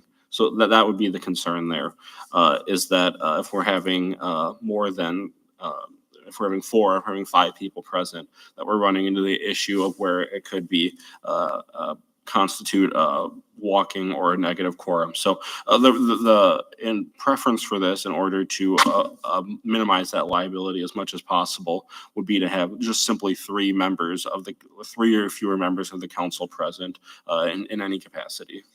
How is that different if council members attend other meetings of city council bodies? Say personnel and finance, say water, utilities, public works, plan commission, you name it. Sure. So with those meetings, they are noticed and there is the potential for action to be taken, but it's as the board that is present. If we have personnel and finance, the city council member that is not a member of personnel and finance isn't making a decision there as to the outcomes of anything that's being brought before the Personnel and Finance Commission. Whereas if a city council member is at the listening session, they are a member of the greater body that would ultimately, if potentially that constitutes that could make a decision. So that would be the concern there. But they're not making a decision at that meeting. And when personnel and finance meets, for instance, that comes back to city council to make a decision. So kind of be the same thing. Because we recommend a budget of which comes back before city council, of which gets voted on. Certainly. And I guess the concern would be, and I'm just trying to figure this out because it doesn't seem right that only 2 can attend. Because if you take a look at quarters, there's 4 quarters in a year times 2, that's 8. We have 9 people who's sitting out. So that number could be increased to 3 if the council decided to. The number of meetings could also be increased if this council wanted to move listening sessions to once a month. So to increase the ability for people to attend.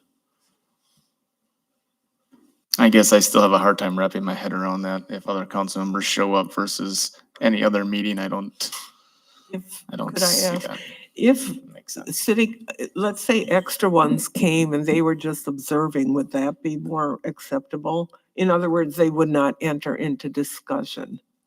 The concern would still be that there is a number of the council that could constitute a walking or negative quorum. The same could occur at a subcommittee meeting as well if there's enough members of the city council to create a negative or walking quorum.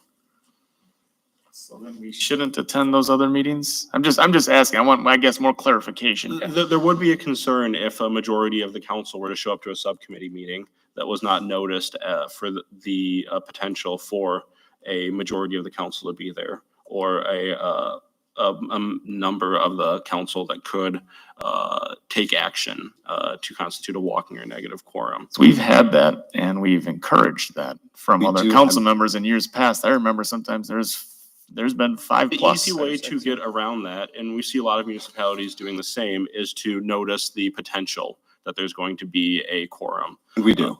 We do. Yep, and that gets around that issue. So you could do the same thing with these meetings as well. That certainly could be the case, that you could notice for the potential for that. But I guess and certainly if the council wants to discuss alternative methods for doing the listening sessions, but the intent here was to minimize the extent that this could be construed as a negative or walking quorum to the greatest extent possible to avoid that liability. But like you said, there's certainly ways that this could be modified if the council did want to create more opportunities for council members to attend. There's the added wrinkle that that we'd have to ensure that notice is being done properly, and there's with that the potential for increased liability for violations of open meeting law. But I'm not trying to be argumentative. I'm just trying to see how much participation we can get from council and to make sure everyone's included, because the current proposal obviously would make somebody have to sit out. So I think the more people that can participate and hear people out and have dialogue is the best. I would point out, we do have some precedent, quite a few years back now, of the council doing neighborhood meetings. They were done out like at the LB Clark and the elementary schools, but those were duly posted special meetings. And I guess I'd ask Sean too, because then you've got an issue of to what depth can you get into discussion with the resident, because it's the full council, and it's kind of hard to have action. The intent isn't to have action, and you don't know, the whole intent, I think, of these public input sessions is you don't know what issues are coming in the door. Right, you're Yeah. there to listen and Yeah. talk about stuff that might come up. I'll get to you in a second. No, I would want it to be at least 3 people. That way everyone gets a chance to go.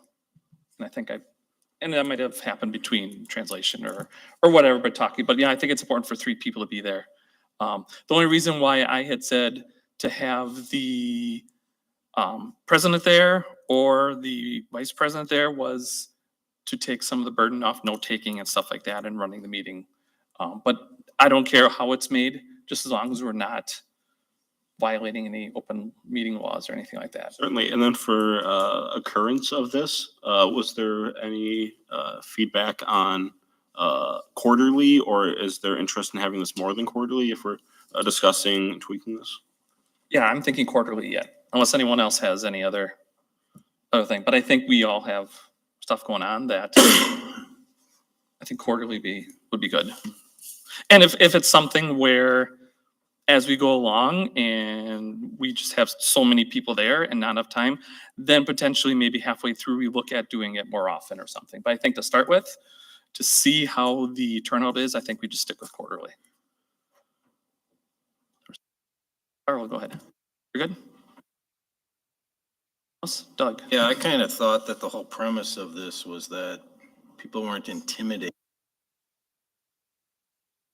Correct.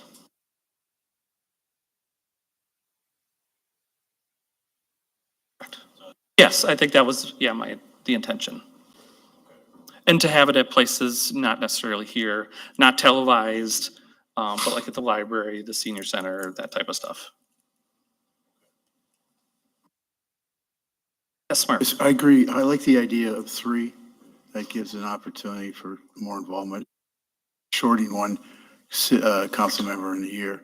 Then the other thing is I hope as we present these listening sessions, we've talked about for a long time of having them previously. I hope that we don't stop and we continue to encourage the citizens, that they can come to us as they do now, individually on a regular basis, whenever they feel like it. And number 2, we just need to make sure that, so we don't think we're not listening at these sessions, that we're not reacting to any of the questions and comments, because we can't. But we will take it to a council meeting where we will react and work out the details. Correct. Yes. Yeah, I think my initial thought of this was just another way that the public can interact with us. They can still call us, they can still email us, they can still come here, they can still stop at our house, whatever they want to do, but. Okay, yep. Anything else? Yes. Sean, one of the things, and obviously any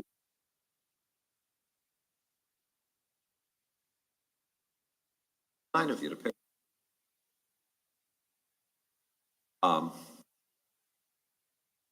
Here, the protocol is named record that probably, I'm sorry, I'm away from the mic. It's probably a requirement.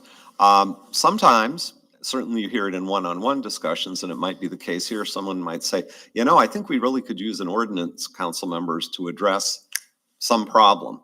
And by the way, here's some specifics in my neighborhood. They may not want their name associated with that. These are notes from the meeting. So that would, and I'm not arguing for a shroud of secrecy or that, but there would be no requirement, would there, Sean, as far as reporting that?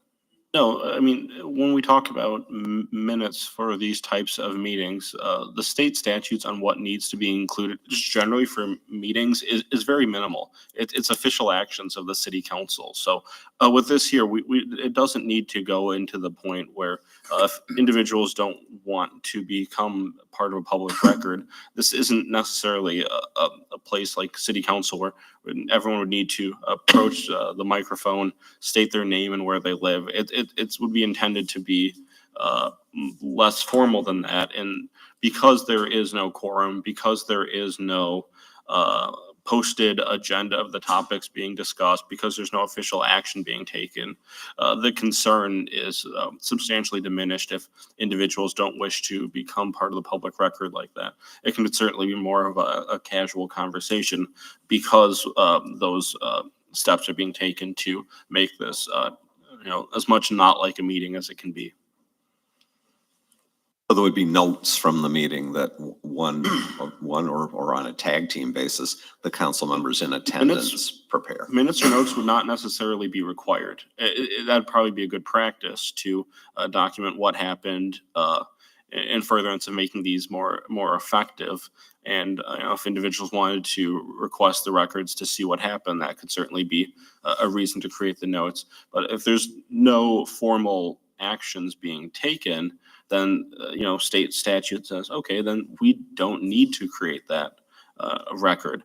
In most municipalities, obviously defer towards having way more information than just the notes of official actions. But that's where the responsibility ends. But for something like this, it could be as simple as over the course of the session, 6 citizens spoke with the council members, issues identified for possible follow-up include. So that would be very shareable with the rest of the council without taking away some of the beauty of just coming in and having a casual discussion with a non-quorum. That would certainly suffice for minutes for this. I think the notes would benefit the total council in the decision-making process to help them decide about these concerns, wouldn't they? Yeah, I think so, yeah.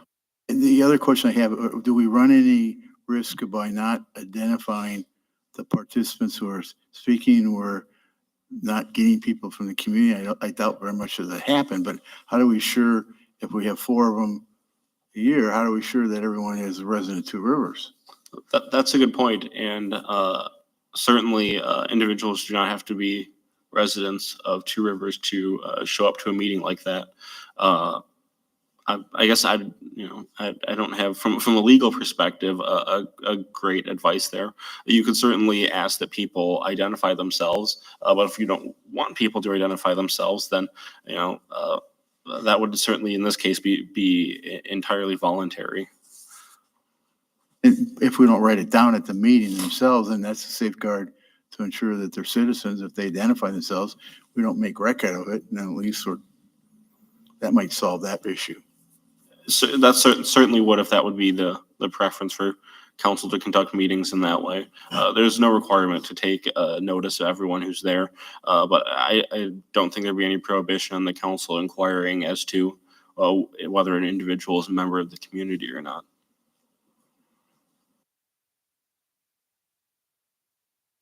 Anything else?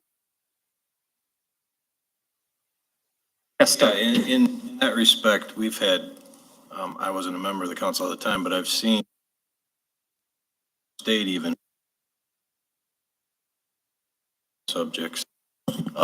So I guess if we accept it here, why not there too, I guess? Certainly no requirement that an individual be a member of the community in order to participate.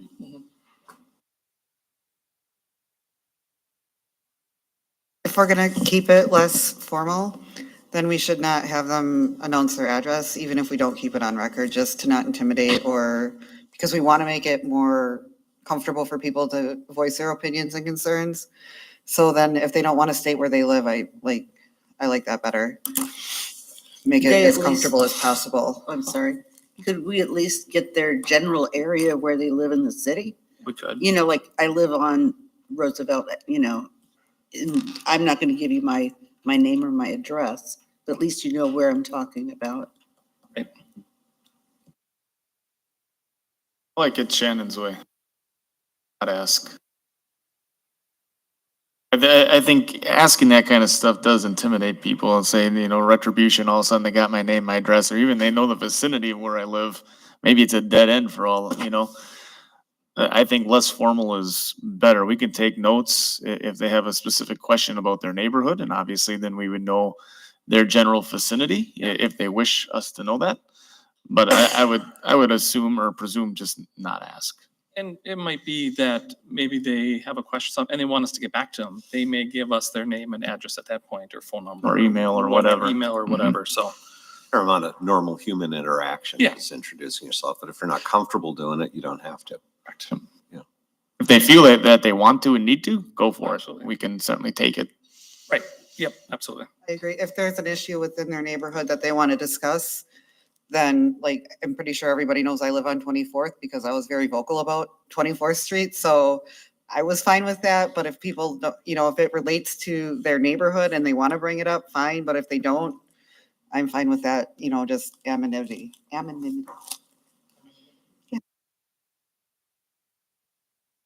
Okay, anything else? Do we want to talk about the dates and times, or should we do that at the next work session? I was thinking February, May, August, November. So January, February, March, April, May, June. That's in my. To write it down though, okay, so. And then we don't have any meetings the third week of the month. So do we, because most of our other meetings are either first week or second week. First and third Mondays, of course, city council Sorry, meetings. second week. We usually Second don't week. have meetings. Yeah, Yes, Plan Commission. Plan Commission, Library board. advisory rec board, library do meet on the second. I don't know if anything else meets on the third other than council on Monday. I think the third other than that is fairly open unless someone else has something.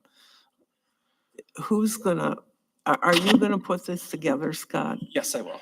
Okay, so why don't you just let people come to you and say, this night works for me the best? Sure, that's fine. And that way it might help you. It'll give us all time to look at our calendars and see. I know Yes. it's February, May, I know it's next year, but some Right. people only have stuff scheduled for that time already, so. You can still come up with the dates and times and Sure. we can sign up, so Yeah. to speak. Yep.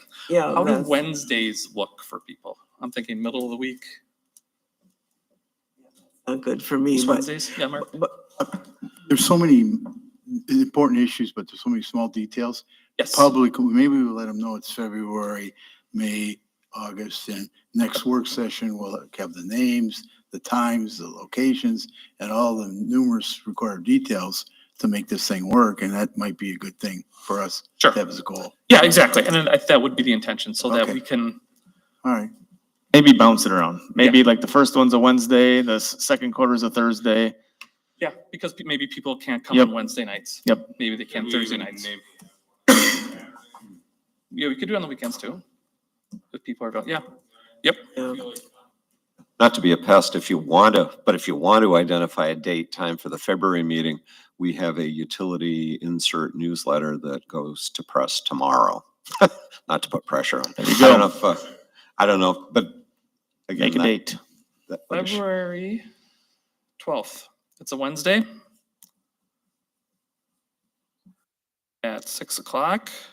That's the second Wednesday. Do we want to avoid that? Oh, We I'm want to sorry. go to third, The third, sorry, 19th, 19th.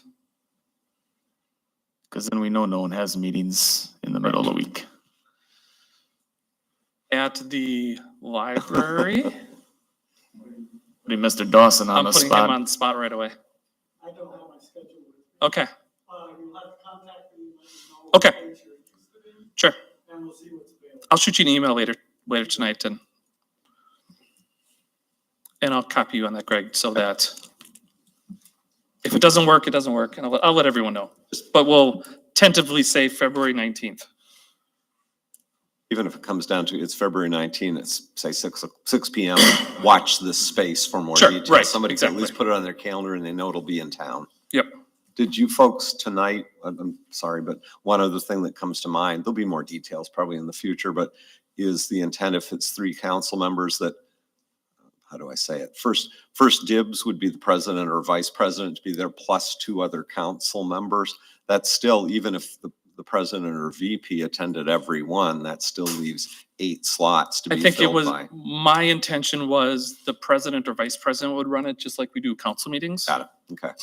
Just to make it easier. So then the other 2 would be Other two council would be members. other council members, yeah. Gotcha, okay. And again, I think that's the president's prerogative. I just wanted to understand. Okay, so we're good, February 19th, 6 o'clock, we'll find the location. And I'll come up with a couple more of the finer details. And we're moving it from 2 people to 3 people. I think so too. All our other committee meetings are 3 people, kind of.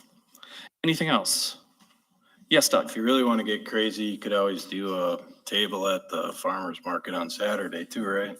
You could in summertime sit on the stage over at the splash in the splash pad and yeah, exactly. And that's the whole point of it, is to make it a casual environment. So people aren't nervous and worried. Like I said, they won't be on camera. There'll be 3 of us there. Hopefully they're not intimidated by 3 of us. I would hope not, but I think we're likable people. Well, most of it. Bonnie, the way she throws candy, I don't know yet, but. Disgruntled kid she knocked off the curb.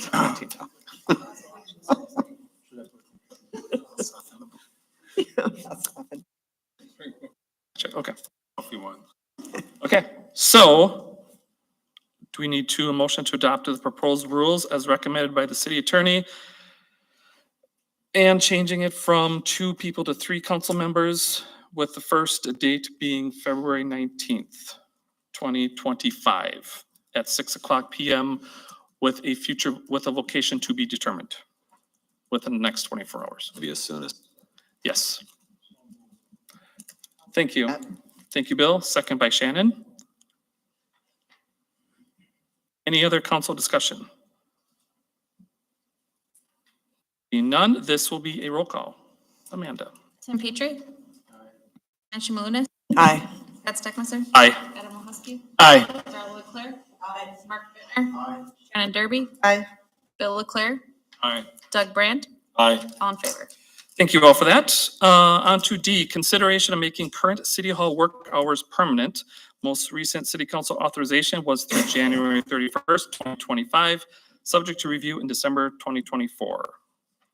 I don't have any exhaustive staff report on this other than the, I guess, somewhat subjective observation. It seems to be working. Yes, there are times people would like to be here Friday afternoon and City Hall is not open, but I've also, you can let me know what you've heard as council members, have heard a lot of positives about the building being open and accessible for services at 7:30 in the morning and that extra half hour in the evening. I know we've talked in the past about the idea of, covering with a skeleton crew on Fridays. That requires a minimum of 2 people being scheduled. And I would not recommend that. I don't know if the council feels more feedback, more information is needed. This started with an initial authorization from just before Memorial Day through after Labor Day. It was extended. Right now it's been authorized through the end of January, but I did want to bring it up. I think generally it's working fine. When I say regular, you notice I didn't use the word permanent. Nothing is necessarily permanent, but the feedback I get is generally positive from employees and to the extent I hear from the public on it. And that doesn't mean people aren't here into Friday afternoon if their jobs require it. You probably noted the time that Val sent out the packets on Friday, just by way of example. Okay, so the current ask is motion to establish the current work hours from 7:30 to 5 PM Monday through Thursday and 7:30 to 11:30 on Friday, the regular schedule going forward. That's correct? Okay. So we're looking for that motion or something else? Yes, Mark? I make the motion to establish the current work hours, 7:30 to 5 PM Monday through Thursday and 7:30 to 11:30 on Friday, the regular schedule going forward. Okay, thank you, Mark. Seconded by Doug. Thank you. Any council discussion? Yes, Adam. I'm still against this. I've heard from employees, I've heard from residents.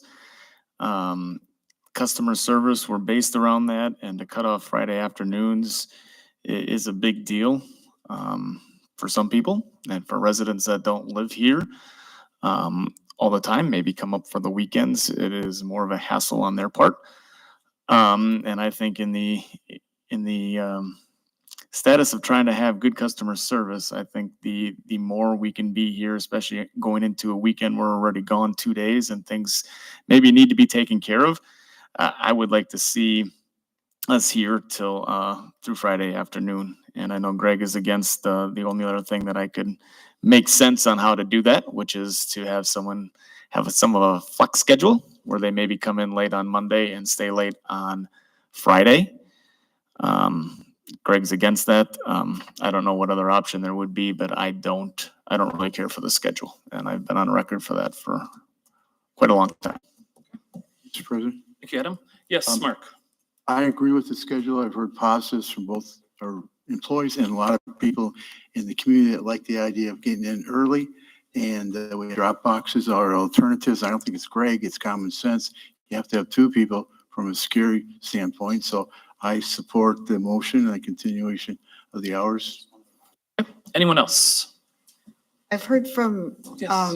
people trying to set up for different events that on Fridays, it's hard to get a hold of somebody to know if they need a power board or something like that. So I'm not sure what the best answer to that situation is with security and like having two people. But if people need something and they're setting up for like the Rotary Apple Fest and they don't have somebody to contact. I can ask Mike to speak to that because we're not presuming that this applies to Parks and Rec staff. Yeah, like I guess. And sometimes there we've was had, communication problems. we've with- had communication issues with some of the organizers of downtown events. I won't be too specific there, but that Wasn't aren't, throwing the Rotary Club under the bus or no, anything. that, It's just that one aren't, example. that I don't think are a function of City Hall hours, but I'll leave that comment at that. Mike? Yeah, no, that's a fair question. Because frankly, Parks and Rec has not been observing the schedule, and in the summertime, Friday is crazy time for these Yeah, guys. Parks and Rec isn't at this point adopting it. It'd create a lot of inconsistencies for us and covering lots of strange things.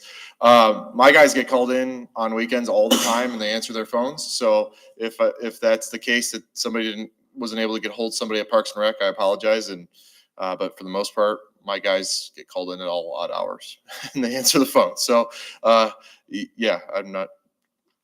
And they aren't getting done at noon on Friday anyway. No, they're not getting done at noon on yeah. Fridays. No. Parks and Rec, we know that Fridays are usually super hardcore for us during the summer. The special event coordinator is there all odd hours of the day and night for special events throughout the weekends and Fridays. So, yeah, Parks and Rec is just kind of doing its thing at this point. Anything else? Can I repeat the motion? I It's guess current city. Bonnie's going first. Okay. Yes, Bonnie. Oh, Go ahead. I have a hard time wanting, for voting for this too. I guess I just don't like the idea of it closed for so long. And I would even, like to see more data because, I thought it was mentioned that a lot of people are coming in now at 7:30 and so on.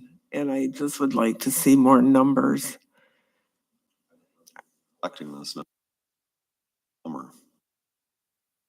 I'm just saying that, it would make me feel better to vote for it then. I don't think I'll vote yes. Anyone else? Mark, you still have I something? just want to repeat, my motion was current city hall. So I mean, that wouldn't apply to other departments. Correct. Current City Hall work hours. Okay. Anything else? Seeing none, this will be a roll call vote. Amanda? Bonnie Shimalunas, No. Scott Steckmeister, Aye.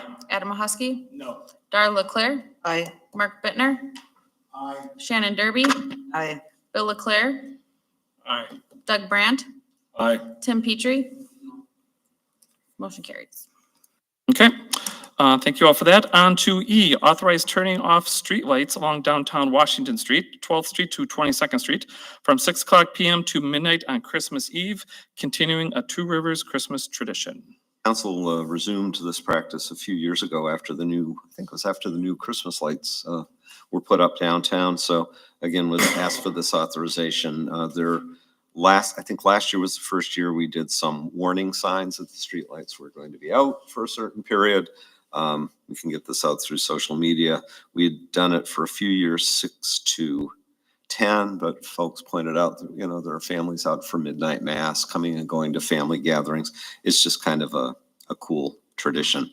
So ask for council authorization. Okay. For motion to yes, Adam. I will make the motion to authorize turning off streetlights along downtown Washington Street from 6 PM to midnight on Christmas Eve, continuing a Two Rivers Christmas tradition, because I like it. I'll second that. Thank you, Bill.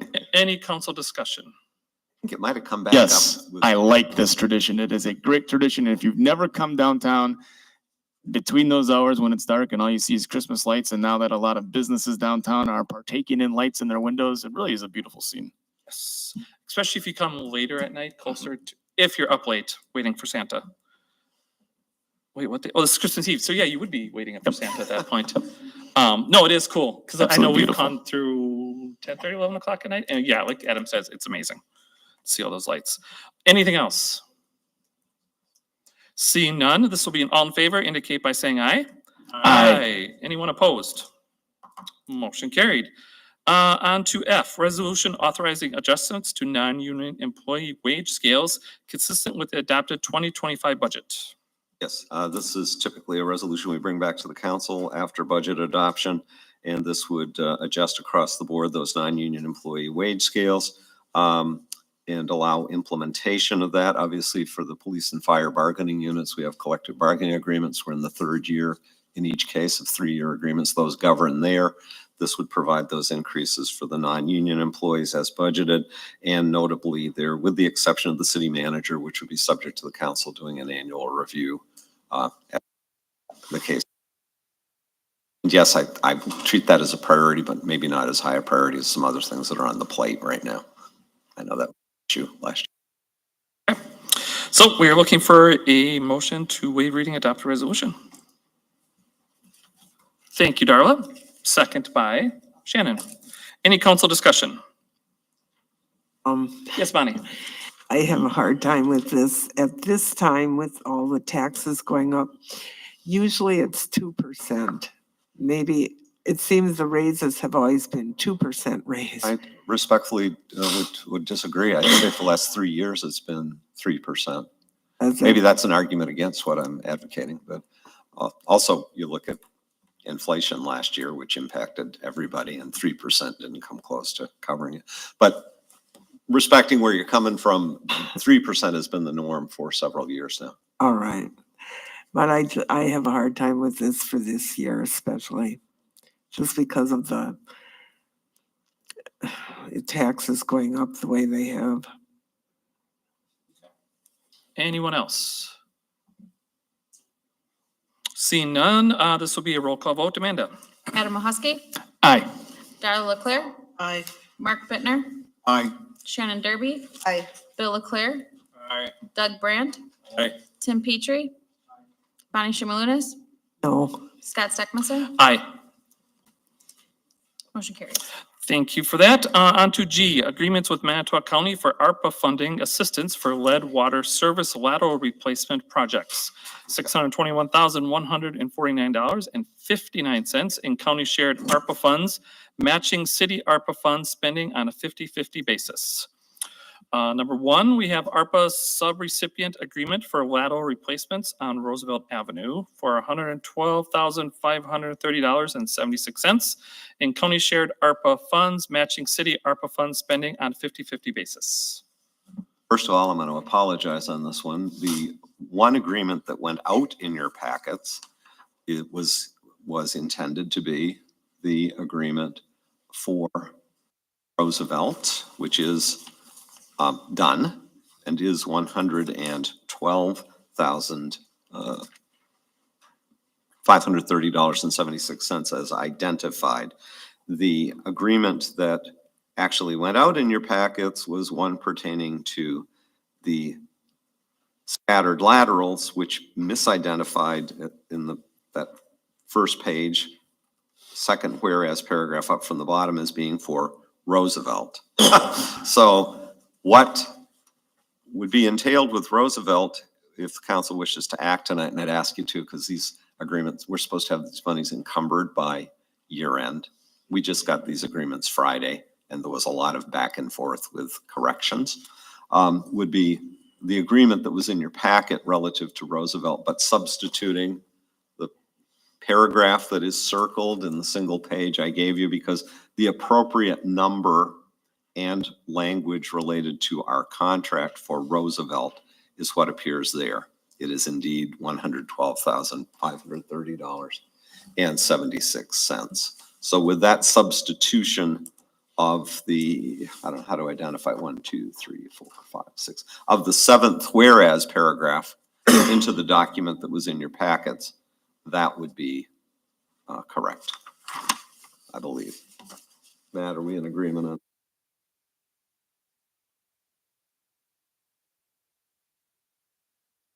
Basically taking the paragraph from this one in blue and inserting it into what was in our packet. And just taking that out. Gotcha. Okay. I'm sorry for that. There's no changes in the scattered lateral then, at all, Mr. Buckley? That's the next one. Okay. That would have attached to it the excerpt from our contract for Roosevelt. So, and again, just as a reminder, the county is matching dollar for dollar city expenditures of our ARPA dollars, not other dollars, our ARPA dollars, on lead service lateral replacement. And on Roosevelt, was that both public and private side? Yeah. On Roosevelt, it's public and private. The next one we're taking up, it's just the public side and we're fully expending our money in the county money, or we plan to. Okay. So, sorry about that, but this was a real paper shuffle on Friday as these got revised. Doug, question? So is the posted 621,149 correct, or the printed one? That's here? the second one. There's Yeah, two. yeah, that should not, actually, that should not have been in G. It should, the dollar amount should have been left to just sub 1 and sub 2 there. With the exception of But the this. blue one. Oh, Oh, that, for the the printed one I scatter. handed out in its entirety is correct. Yeah, So that's the second one. I'm you read confused the now too. 621,000. I think we're just on Roosevelt. Right, we're just doing Roosevelt, right? It's the Roosevelt, blue right. one. Roosevelt, doing with Roosevelt. this insertion would be correct. And then Correct. Well, the taking one- up the next one with the next. Yellow highlighting for scattered sites is the For one the that's not agenda. in your packets at all. Yeah. Okay, so we're just on number 1. But Doug's point is valid. That's what he said. So for number 1, we're taking the Roosevelt, the one that Greg handed out. The blue paragraph is coming out of this and it's going to go into in our packet under ARPA 1. Okay. Well, my confusion. Yes, gotcha. Yep. Okay. Everyone else good? So we are looking for a motion then to authorize the city manager and city clerk to sign their agreement on behalf of the city. What's the difference then in the 590, 743 and the 621, 149? 5-9, the yellow one, that is on our agenda number 2. It's We're not just talking number about 2. that We're one just yet. doing number 1. So you're only doing number 1? Roosevelt. Number 1 All right, okay. and the blue. Okay, It's a little more confusing, but okay, stay well, tuned that's, for I that wanted one. to make sure Yeah, we're absolutely. clarified. Yep. It's only listed as one item on the agenda. Right, yep, Okay. 1 and 2. yep. Okay, G2. so for G1, we're looking for motion to authorize the city manager and city clerk to sign the agreement on behalf of the city. I will make that motion. Yes, thank you, Bonnie. Second by Shannon. Council discussion. Everyone clear? Crystal clear. now. Crystal clear? Okay, perfect. Then what's that, Bill? Exactly, yes. Mm-hmm. Anything else? Take back anything I've said. For now. Don't worry. Okay, then we'll do a roll call vote. Amanda? Darla Leclerc, Aye. Mark Bittner, Shannon Derby, Aye. Bill Leclerc, Aye. Doug Brandt, Aye. Tim Petrie, Bonnie Shimalunas, Aye. Scott Steckmeister, Aye. Adam Mahusky, Aye. all in favor. Thank you all for that. On to 2, ARPA subrecipient agreement for lateral replacements on various scattered site. That will be in what Greg handed us, that's in yellow. Locations as identified in City of Two Rivers Contract 2, 2024 for $621,149.59 in county shared ARPA funds, matching city ARPA fund spending on a 50-50 basis. And I will say that subsequent to the agenda going out, we got this number of 590,743 that you see here. And actually, there's still a question out to the county because in looking at the, I'm gonna come up to the mic, Matt. In looking at the prior contracts we've had for this sharing, there is at least one case where we've not fully utilized the amount of match offered because it was less replacement activity. So ultimately, I'm asking you to approve this subject to staff working out with the county still a corrected amount for what's shown in that yellow box. We believe that it actually should be higher for us to fully take advantage of the county match. So the 590,000 and change is basically the original dollar amount that the county had available, less all the previous agreed upon dollar values, and subtract that all out. And then there was a identified ineligible expenses. So you subtract that out, that comes up Remember to the. having our crews do restoration on the streets, which is allowed by ARPA, was not allowed by the county. I'm sorry. Yep, and that nets out the $590,000 and change. However, taking a look at the prior contracts or agreements that we have entered into with the county, there are dollars that have not yet been expended or anticipate to be expended. So we will ultimately net a value. So today an email went back to the county asking, how do we close out these agreements? It looks like we'll have to enter into a amendment to basically zero out these contracts or amendments.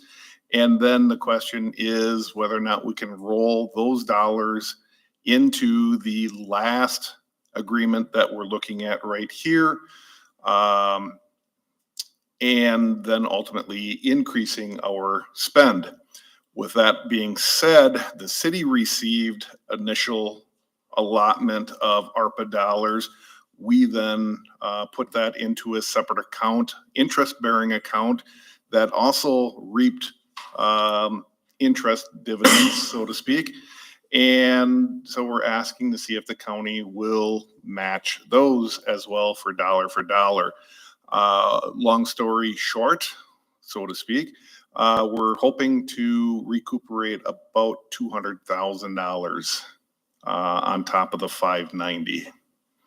So instead of 590,000, we could be looking somewhere around 790,000 in additional ARPA funds. And if the county lets us zero out the unexpended balance on the earlier agreements and apply our interest earnings, which we have to spend like it was original ARPA grant dollars, that would get us an extra 200,000. Again, I'm sorry, but I've been nervous about getting these signed by the end of the year. We just got them, no criticism intended, last Friday. What I'd like to ask would be the council authorization for the contract is presented, but authorizing staff to modify the dollar amount reflected in the contract as county match, provided it exceeds, provided any such revision would be to revise it upward. If we run into anything where we need a special meeting, I won't be shy about calling it, but I'm looking to get these things put to bed before the end of the year. We have another meeting coming up? We do. We have one on the 23rd. I'm just nervous that this should be signed by the city and the county and dollars encumbered by the end of the year. And I don't want to find out that somebody that needs to sign it's gone on vacation or something and it doesn't happen. So what happens if we don't get that other 200,000? It just, you're looking for that to be signed either way, whether it's 590 or it's 790? Is that the ask? The worst case scenario would be the 590,000 as identified in the agreements that you have in front of us. Best case scenario, we're looking at 792,000. You're looking for authorization to sign it with either dollar amount? Or something in between. Or something in between. As long as it goes up. It can't go down. That's what I'm suggesting. No, the way would it go So down. there's no risk of loss of interest that we didn't spend on fund at all? on this? We will have to spend the interest dollars no matter what. It's just whether or not the county will match that spend dollar for dollar. They have the money from, Because to of, match the spending? because of the $125,000 of or ineligible expenses, the dollars That should we be submitted available. that they didn't pay us, right? Correct. County originally will match dollar for dollar. They looked at what each subunit was getting in grant dollars. None of us, we didn't take into account the interest earnings. We've got about $75,000 cumulative interest earnings. If we'd like to claw back some of that 125,000 was determined ineligible. We've already asked, hey, we can't match it with ARPA dollars because we spent our share of the ARPA dollars on that restoration work that you said was ineligible. But we're going to spend more on lead lateral replacement with up to that dollar amount you disallowed. Would you let us match it with other city spend? The answer was no. I get it. Okay, the answer was no. This is a little different question because these interest earnings on the ARPA funds we've had on deposit have to be spent as ARPA funding. So can we at least claw back that amount out of what was disallowed for match earlier? And that's an open question right now. Any other questions? And that amounts to 120, and you said we could get up to 2. What's the difference between the 120 and the 2 we're talking about then? Of 125, we have 75. 75. 75 in interest earnings and about 125 in Gets 200. excess. Well, that's all interest earnings. There would be available funds. Plus the county's reprogrammed them somewhere. We don't see the other side of the curtain on this. And no criticism intended there for the record. Just.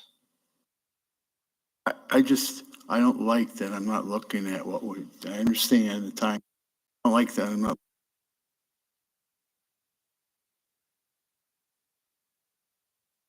Again, the worst case scenario is the 590,000. Best case scenario, you're looking at something greater than that.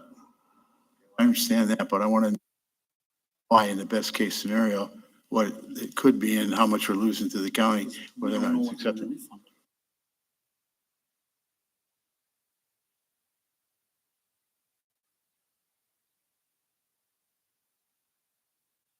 That's why we're entering into these agreements.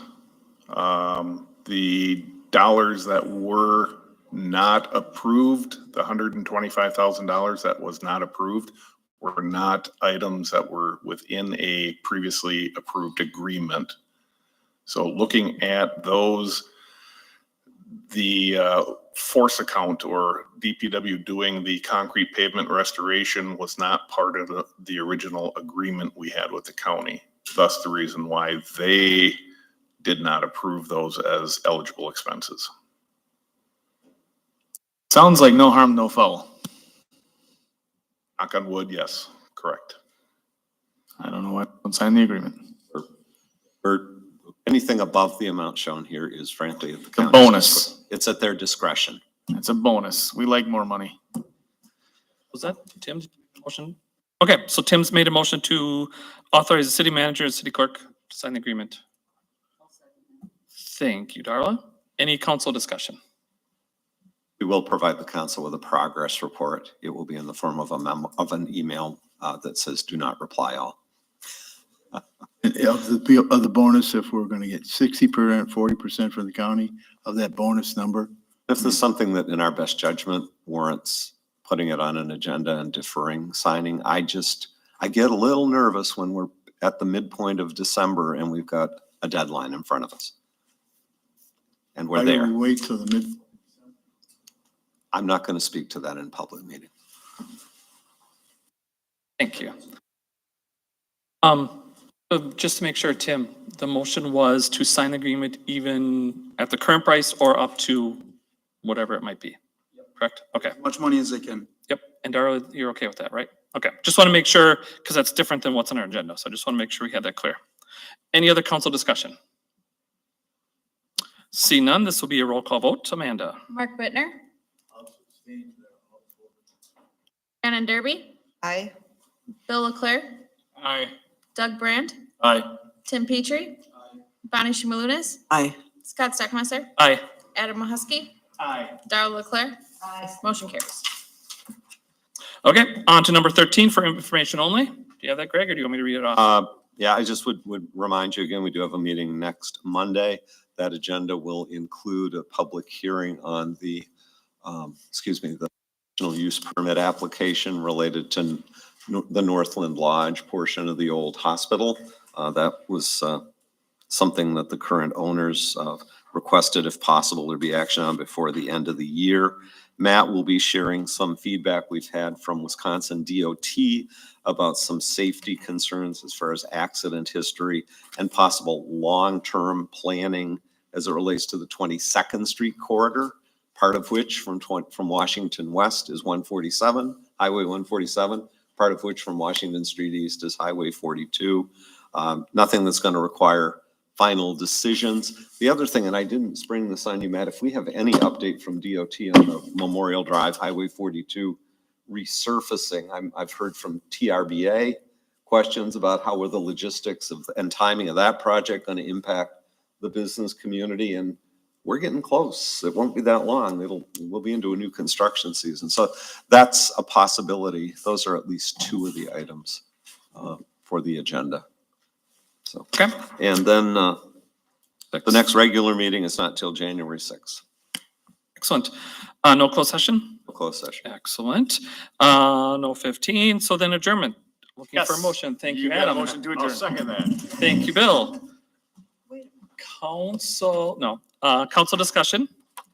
Yes. See none, all in favor indicate, oh, I'm sorry, Shannon, you want council discussion?